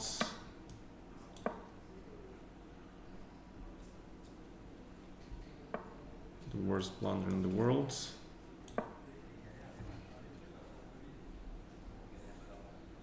Black should be still better. c1. Okay, take the pawn.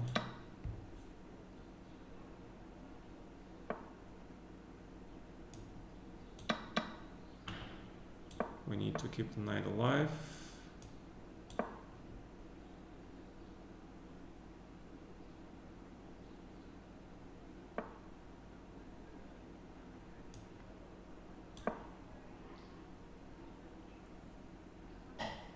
Finally, we can take this pawn, okay?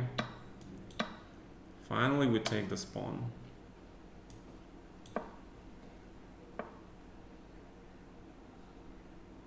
Alright, the rook to h4.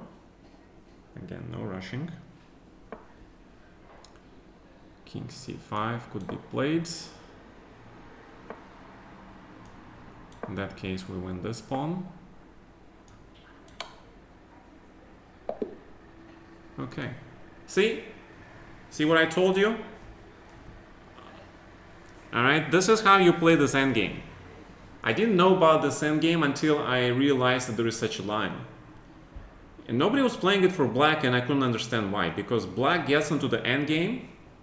Look at this position, just from general thinking, okay? Look at this position. How can white be better here? The computer shows white is better, but look at this. This bishop is completely closed. Your bishop is open. You have this beautiful square in c5 for your pieces. White has no targets. He cannot play b5, a5.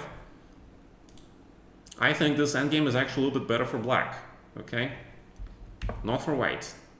The computer shows 0.23, but I think this is actually a little bit better for black. I won so many games here. Look at this. Immediately switches now. Yeah, knight a4, he blunders. But even if he doesn't blunder this, yeah, he has to play this, that's for sure. And now knight a4, yeah, that's what he had to do. But even this position, bishop e7, what is white plan? You're just gonna castle, put the rook on d8, and then you prepare e5, knight e4, knight c5, knight b3, okay, maybe. Castles, and then what? You'll have to play knight c5 some point. All right, if he gets this position, maybe white is okay then, yeah. Because my king is here. The king is only 7, which is normally where I like to put my king. All right, but I'm just curious. Also, I don't have time to play bishop c2, yeah. Yeah, so he tricked me a little bit. Bishop i5, g5 here. Yeah, knight g4 was the correct move. The idea is that you can play bishop c5 now, I think. And this, and that. And then you can play knight e5 or long castle. See, this endgame is very, very difficult to play. But you see, black is better now, okay? Yeah, so I think this endgame is just very good for black, so I don't understand why white goes into this line. Okay. Alright. Yep, reverse London system, correct. So this is actually the line that I started to play before I realized I can play this with white. Okay, this is why this line actually leads to the creation of London system. Okay, because in my simul game against Andrei Sokolov in 1988, yeah, he played knight f3, d5, and we went into reti, and I got advantage with black playing this line pretty much. And after that game came the question, why am I getting worse positions with white than with black, right? So if I'm so good with black, why don't I just play the same stuff with black, just with an extra tempo? Okay, makes a lot of sense. So I started playing London, and I'm very happy with my overall record in the London system. Pretty happy. You have to, guys, you have to find your opening, okay? The opening that you feel like it's like was made for you, okay? You and this opening are like, you know, lifelong buddies, right? And then you just play this opening almost all the time. And you have to work on it, analyze it, you know, develop it, pour some water into this flower of the opening and let it grow, okay? And then you reap the fruits, okay? You got to work with the system. You cannot work on every system. There are so many systems, so many lines to think of. But if you can just find one that, you know, calls to you, yeah, then just listen and pick it up, okay?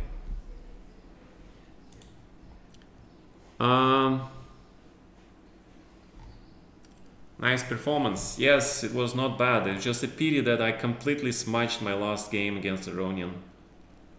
It was a pity. I had nightmares last night with that game. It doesn't happen often to me these days, but for some reason that game really touched nerve.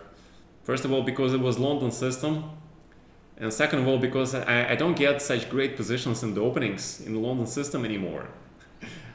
You know, he gave me like everything for me to win the game. Like after 10 moves, I was winning. I had almost +3. I couldn't believe it. You know? The 6-minute break has started. Please remain in the play area. Games will resume auto. Wait, what round is this? Oh, this is round number 8. Okay.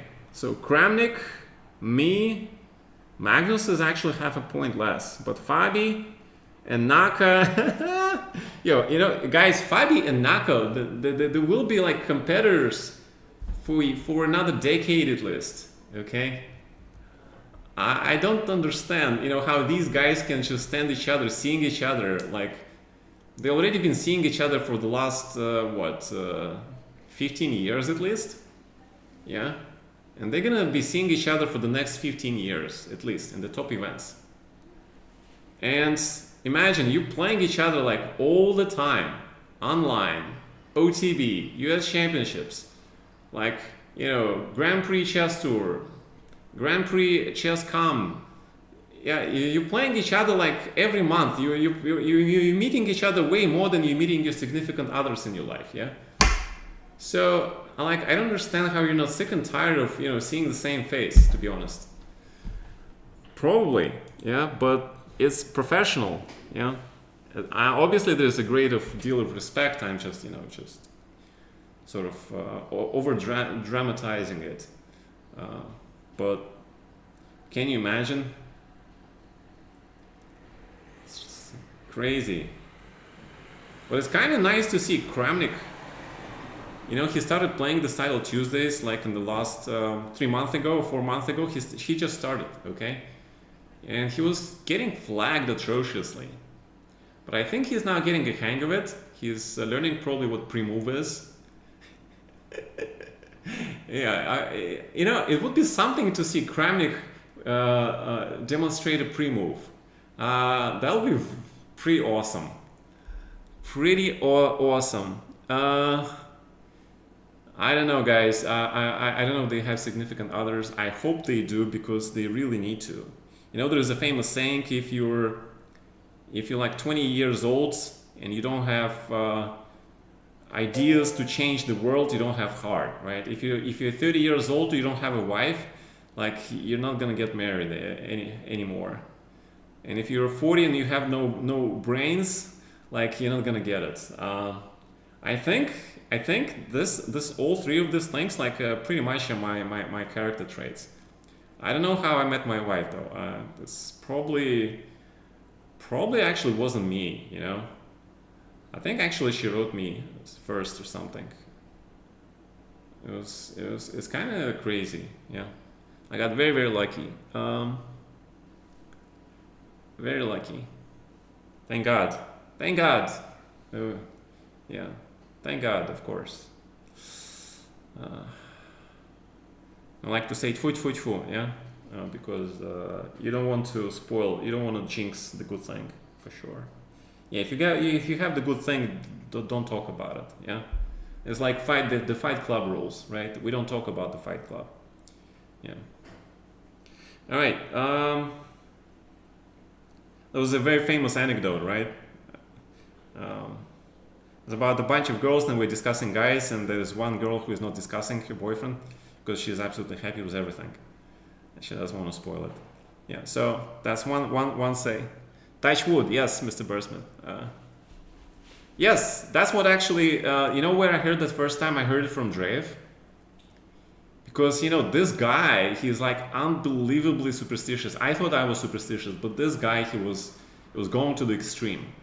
He knew all the superstitions. He knew what to do exactly if you hit on the negative superstition, and he had ways to counter it. Okay, so hitting on the wood was like one of the first things he does. Like whenever there is a possibility something can go wrong. Okay, we have something exactly similar to this in Arabic. Okay. All right. Yes, actually, it's very interesting. I've been starting to read a lot of Quora and a lot of Facebook channels about history or something. I understand that a lot of that stuff could be like not true, but it's kind of curious. Like apparently there is this talk about this, the Great Flood and building the Lost Ark, right? And apparently that is written in a lot of different cultures in ancient history.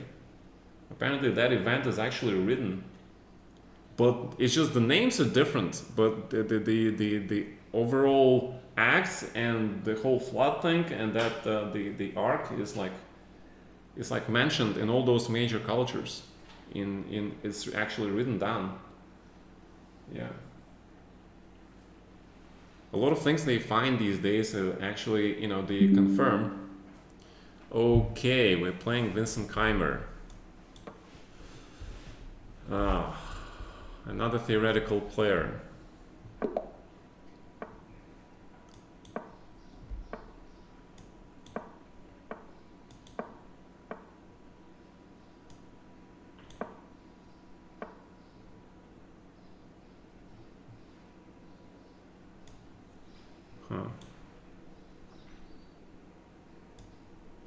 Okay.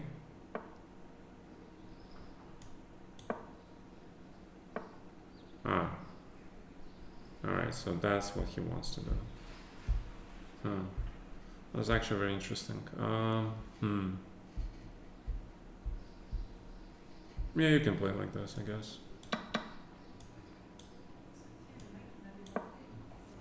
Yeah, okay, let's just be very safe here. Play bishop b5. Be very safe.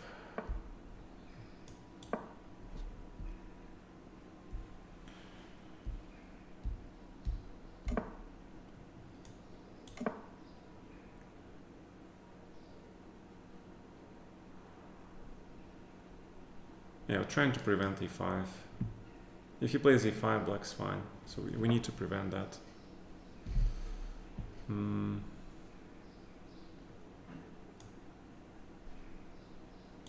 Okay, 1. Bishop d3. Yeah, no, we're obviously not gonna trade then, yeah. Right.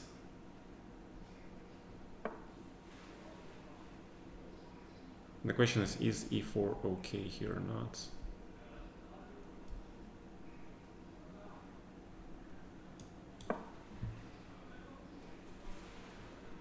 I actually have a question here in this position.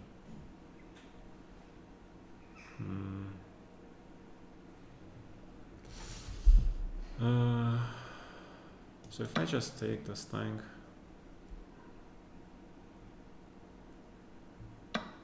$395, what is this?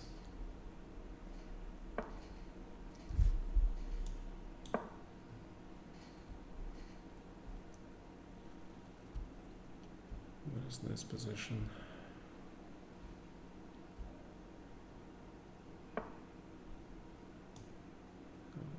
A5.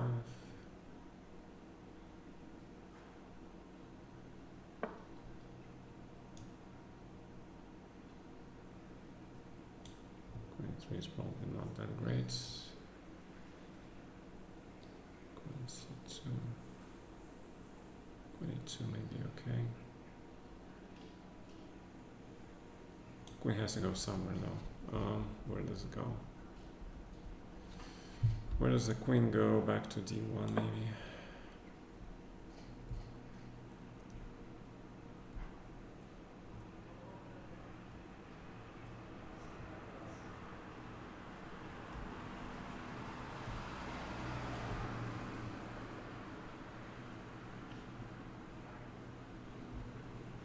Actually, I don't like this position. I feel this position is not so great for me. b4.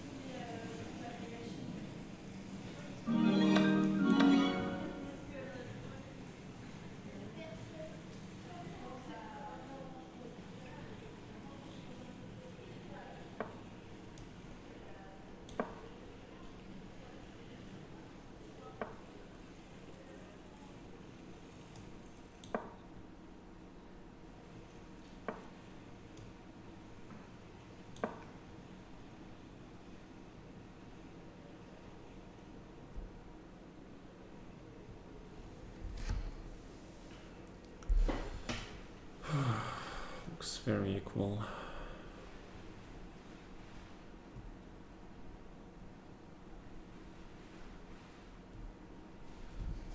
Looks very equal, but the youngsters are very tricky.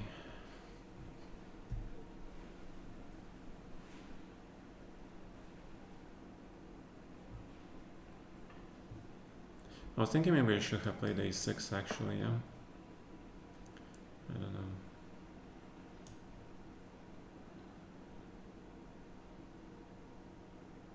So if I play like this,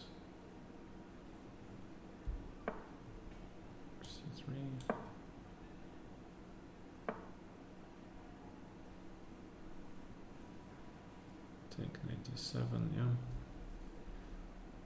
Okay, rook C1.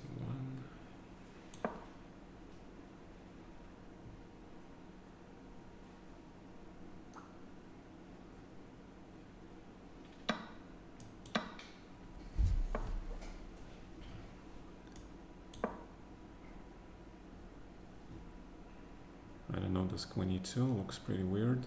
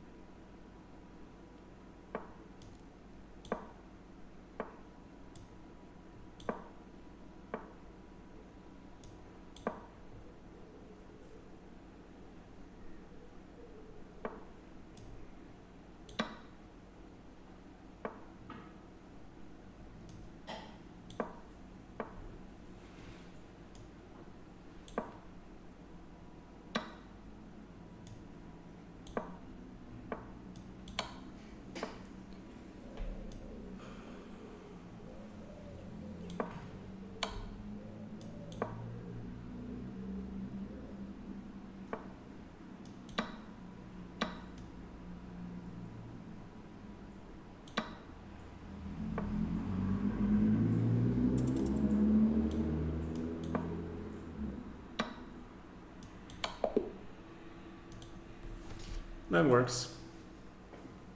Okay. APRH45, thanks, man.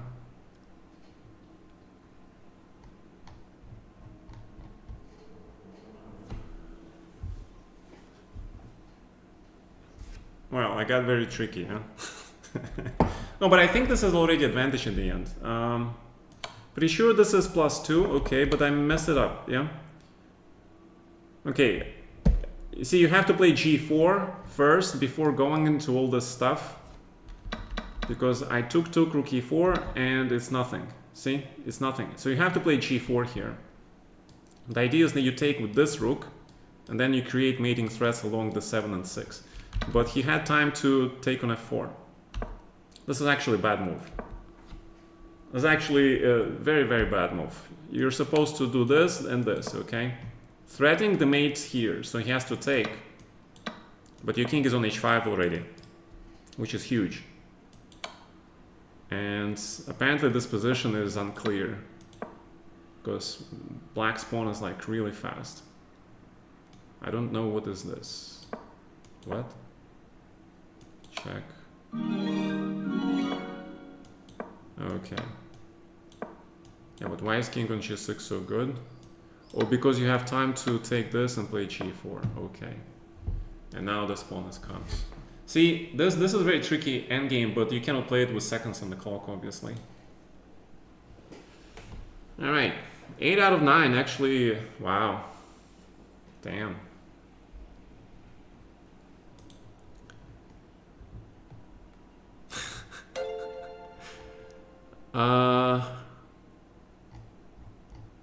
Hey, GigaJet, what's up, man? Thanks. Could be my day. I keep getting very lucky, guys. I don't know why I'm getting so lucky. I'm actually very scared because, you know, if you get lucky this much, you should expect something bad, you know, to happen in somewhere else, okay? To compensate for it. And I don't want something bad to happen. So I would rather, like, you know, just, you know, limit my luck here, okay? E4. Alright, so let's test my new knowledge of things. G4. Yeah, what is this G4 stuff? It's pretty weird. Alright, I don't know, I'll just play like this.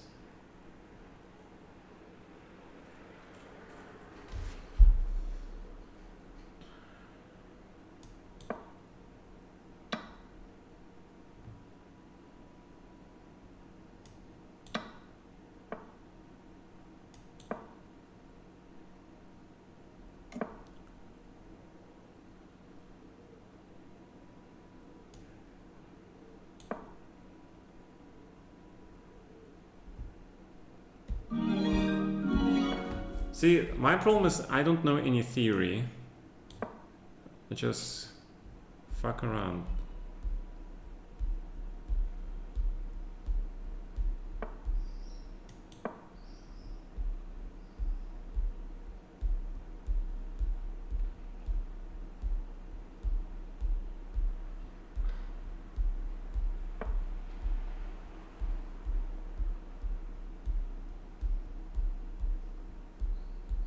Okay, g5. That makes a lot of sense, actually.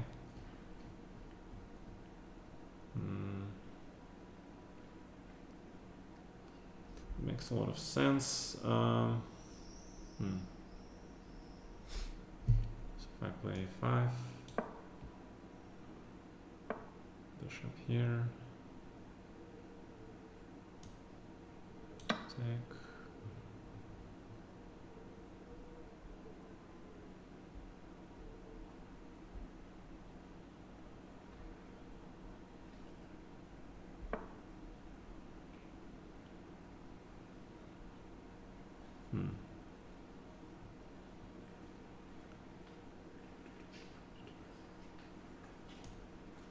Six.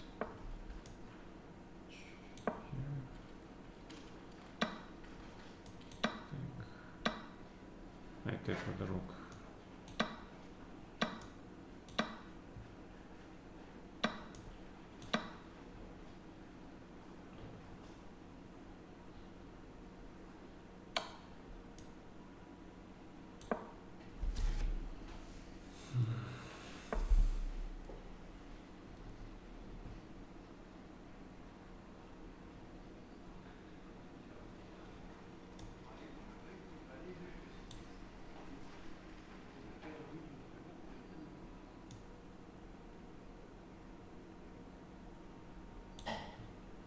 Has pair of bishops. That's extremely bad for me. It's not good.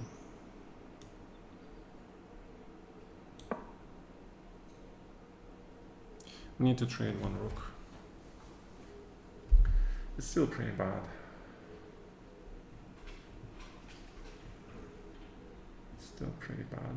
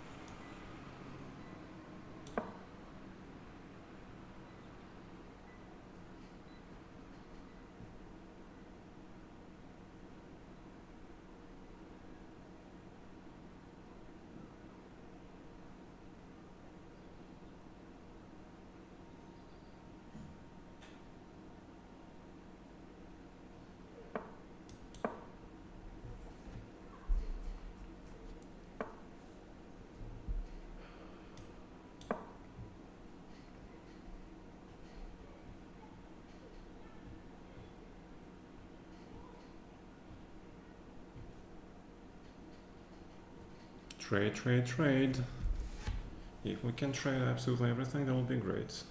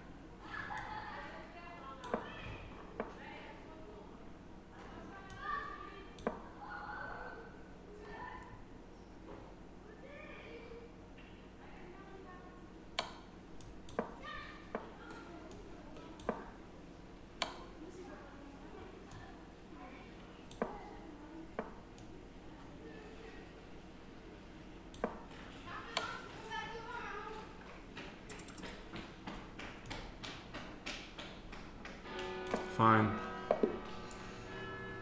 See, it's equal. Alright, not bad.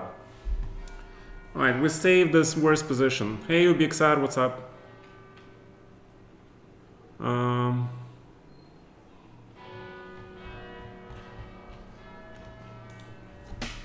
No, but he's not better anymore.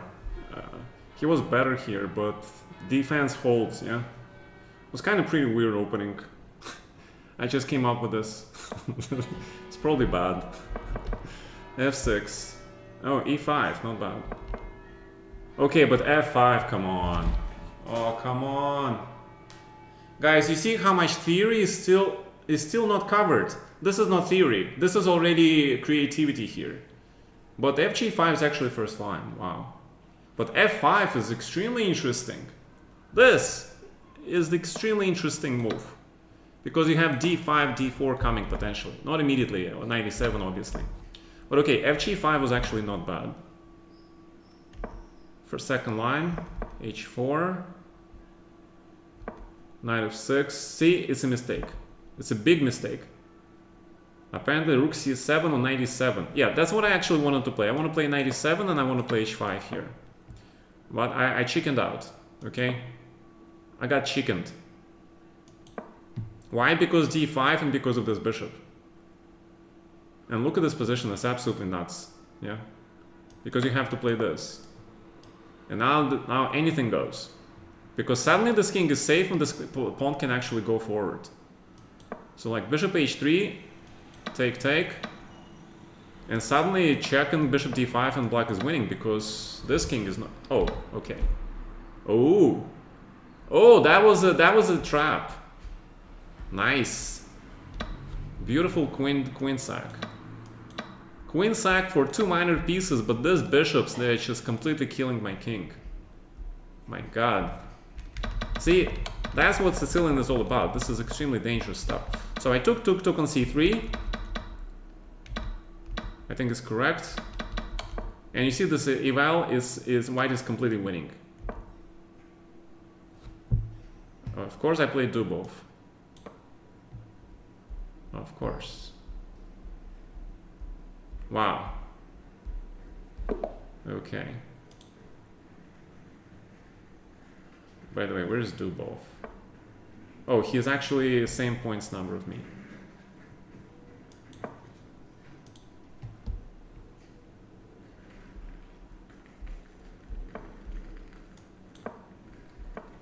Probably has some ideas. Knowing Dubov usually has some ideas.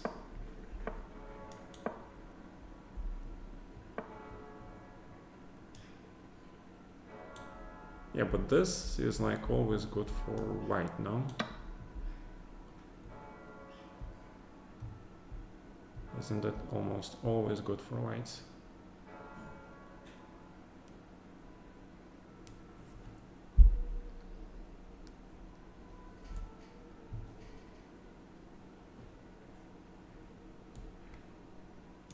I'm gonna offer him a draw.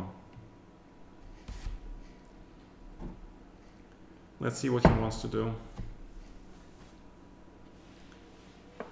He wants to play. Fine. Okay, let's play.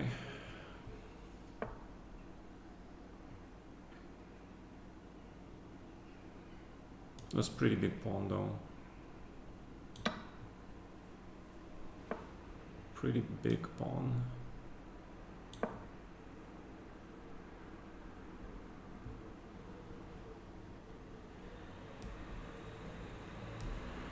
And we have extra pawn and we go into the endgame. I like my odds. Suddenly I like my odds.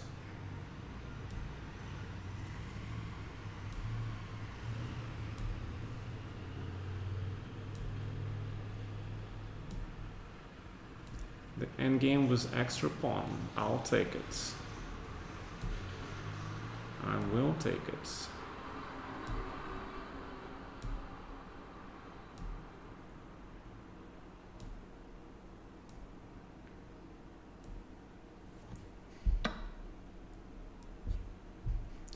Okay, so now is the big question, yeah? think I should just actually take it.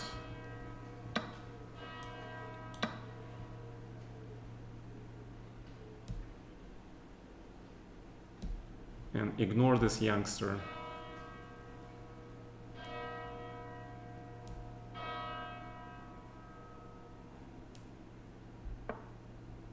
Just develop.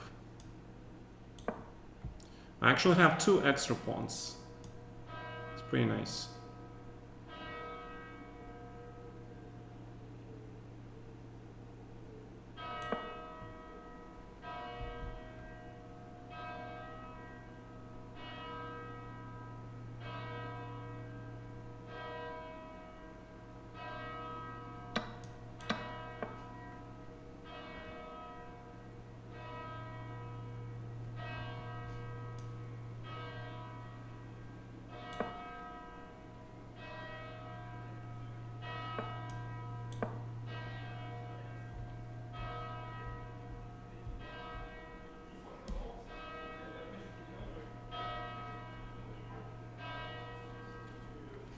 That is a lot of pawns, gentlemen.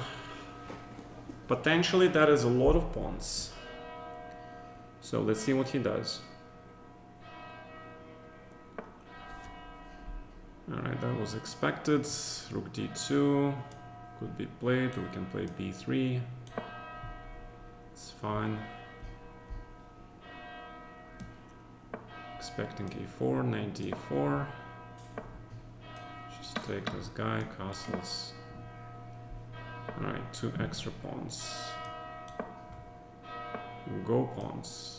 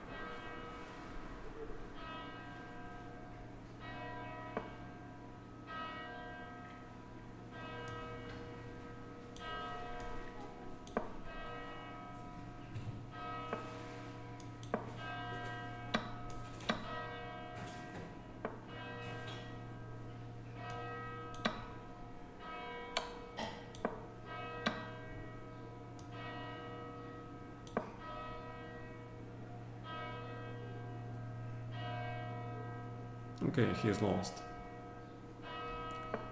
You're lost, my friend.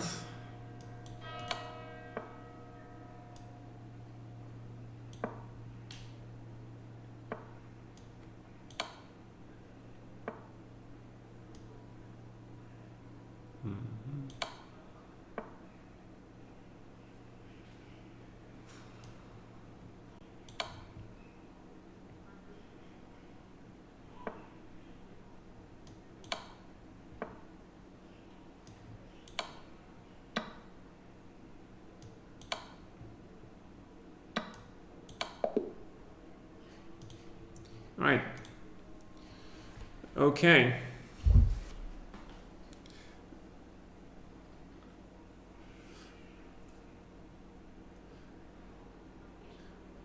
Well, I told you, I offered him a draw. He wanted to play for a win. And he went and sacrificed the pawn, but it helps to analyze the structures, okay? I know, because I played a lot of games, I know that this structure, I know that here you can take this pawn, okay? Because it's not easy to get it back, but it takes me a lot of analysis to find this out.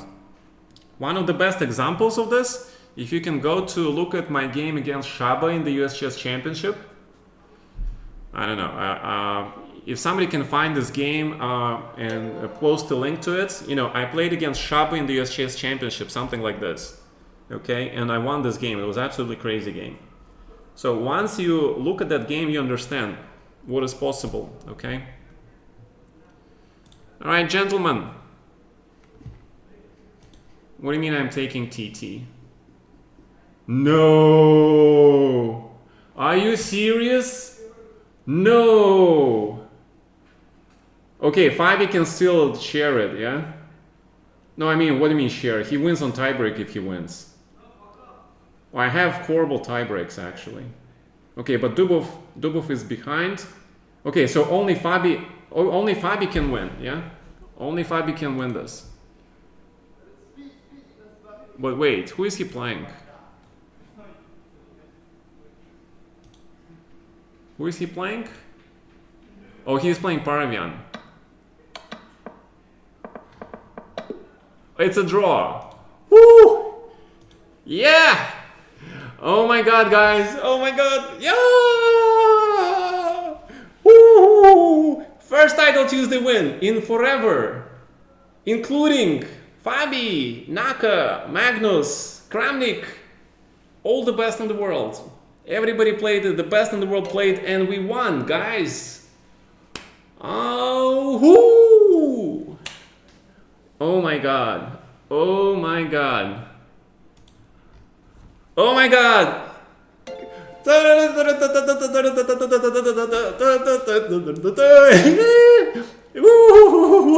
Not Russia. I'm American. And I'm also in France. Okay? I was born in Russia. So, politically correct, it would be Russian-born American citizen, French wannabe resident. Okay? Alright. Yes. Amazing tournament. Amazing. We survived a bad game against Fabi. We had an absolutely crazy game against Magnus. And guys, amazing. Amazing. Holy shit. This is historical moment. Somebody take a picture of this. Somebody take a picture of this. Oh my god. Oh my god. Oh my god. Oh my god.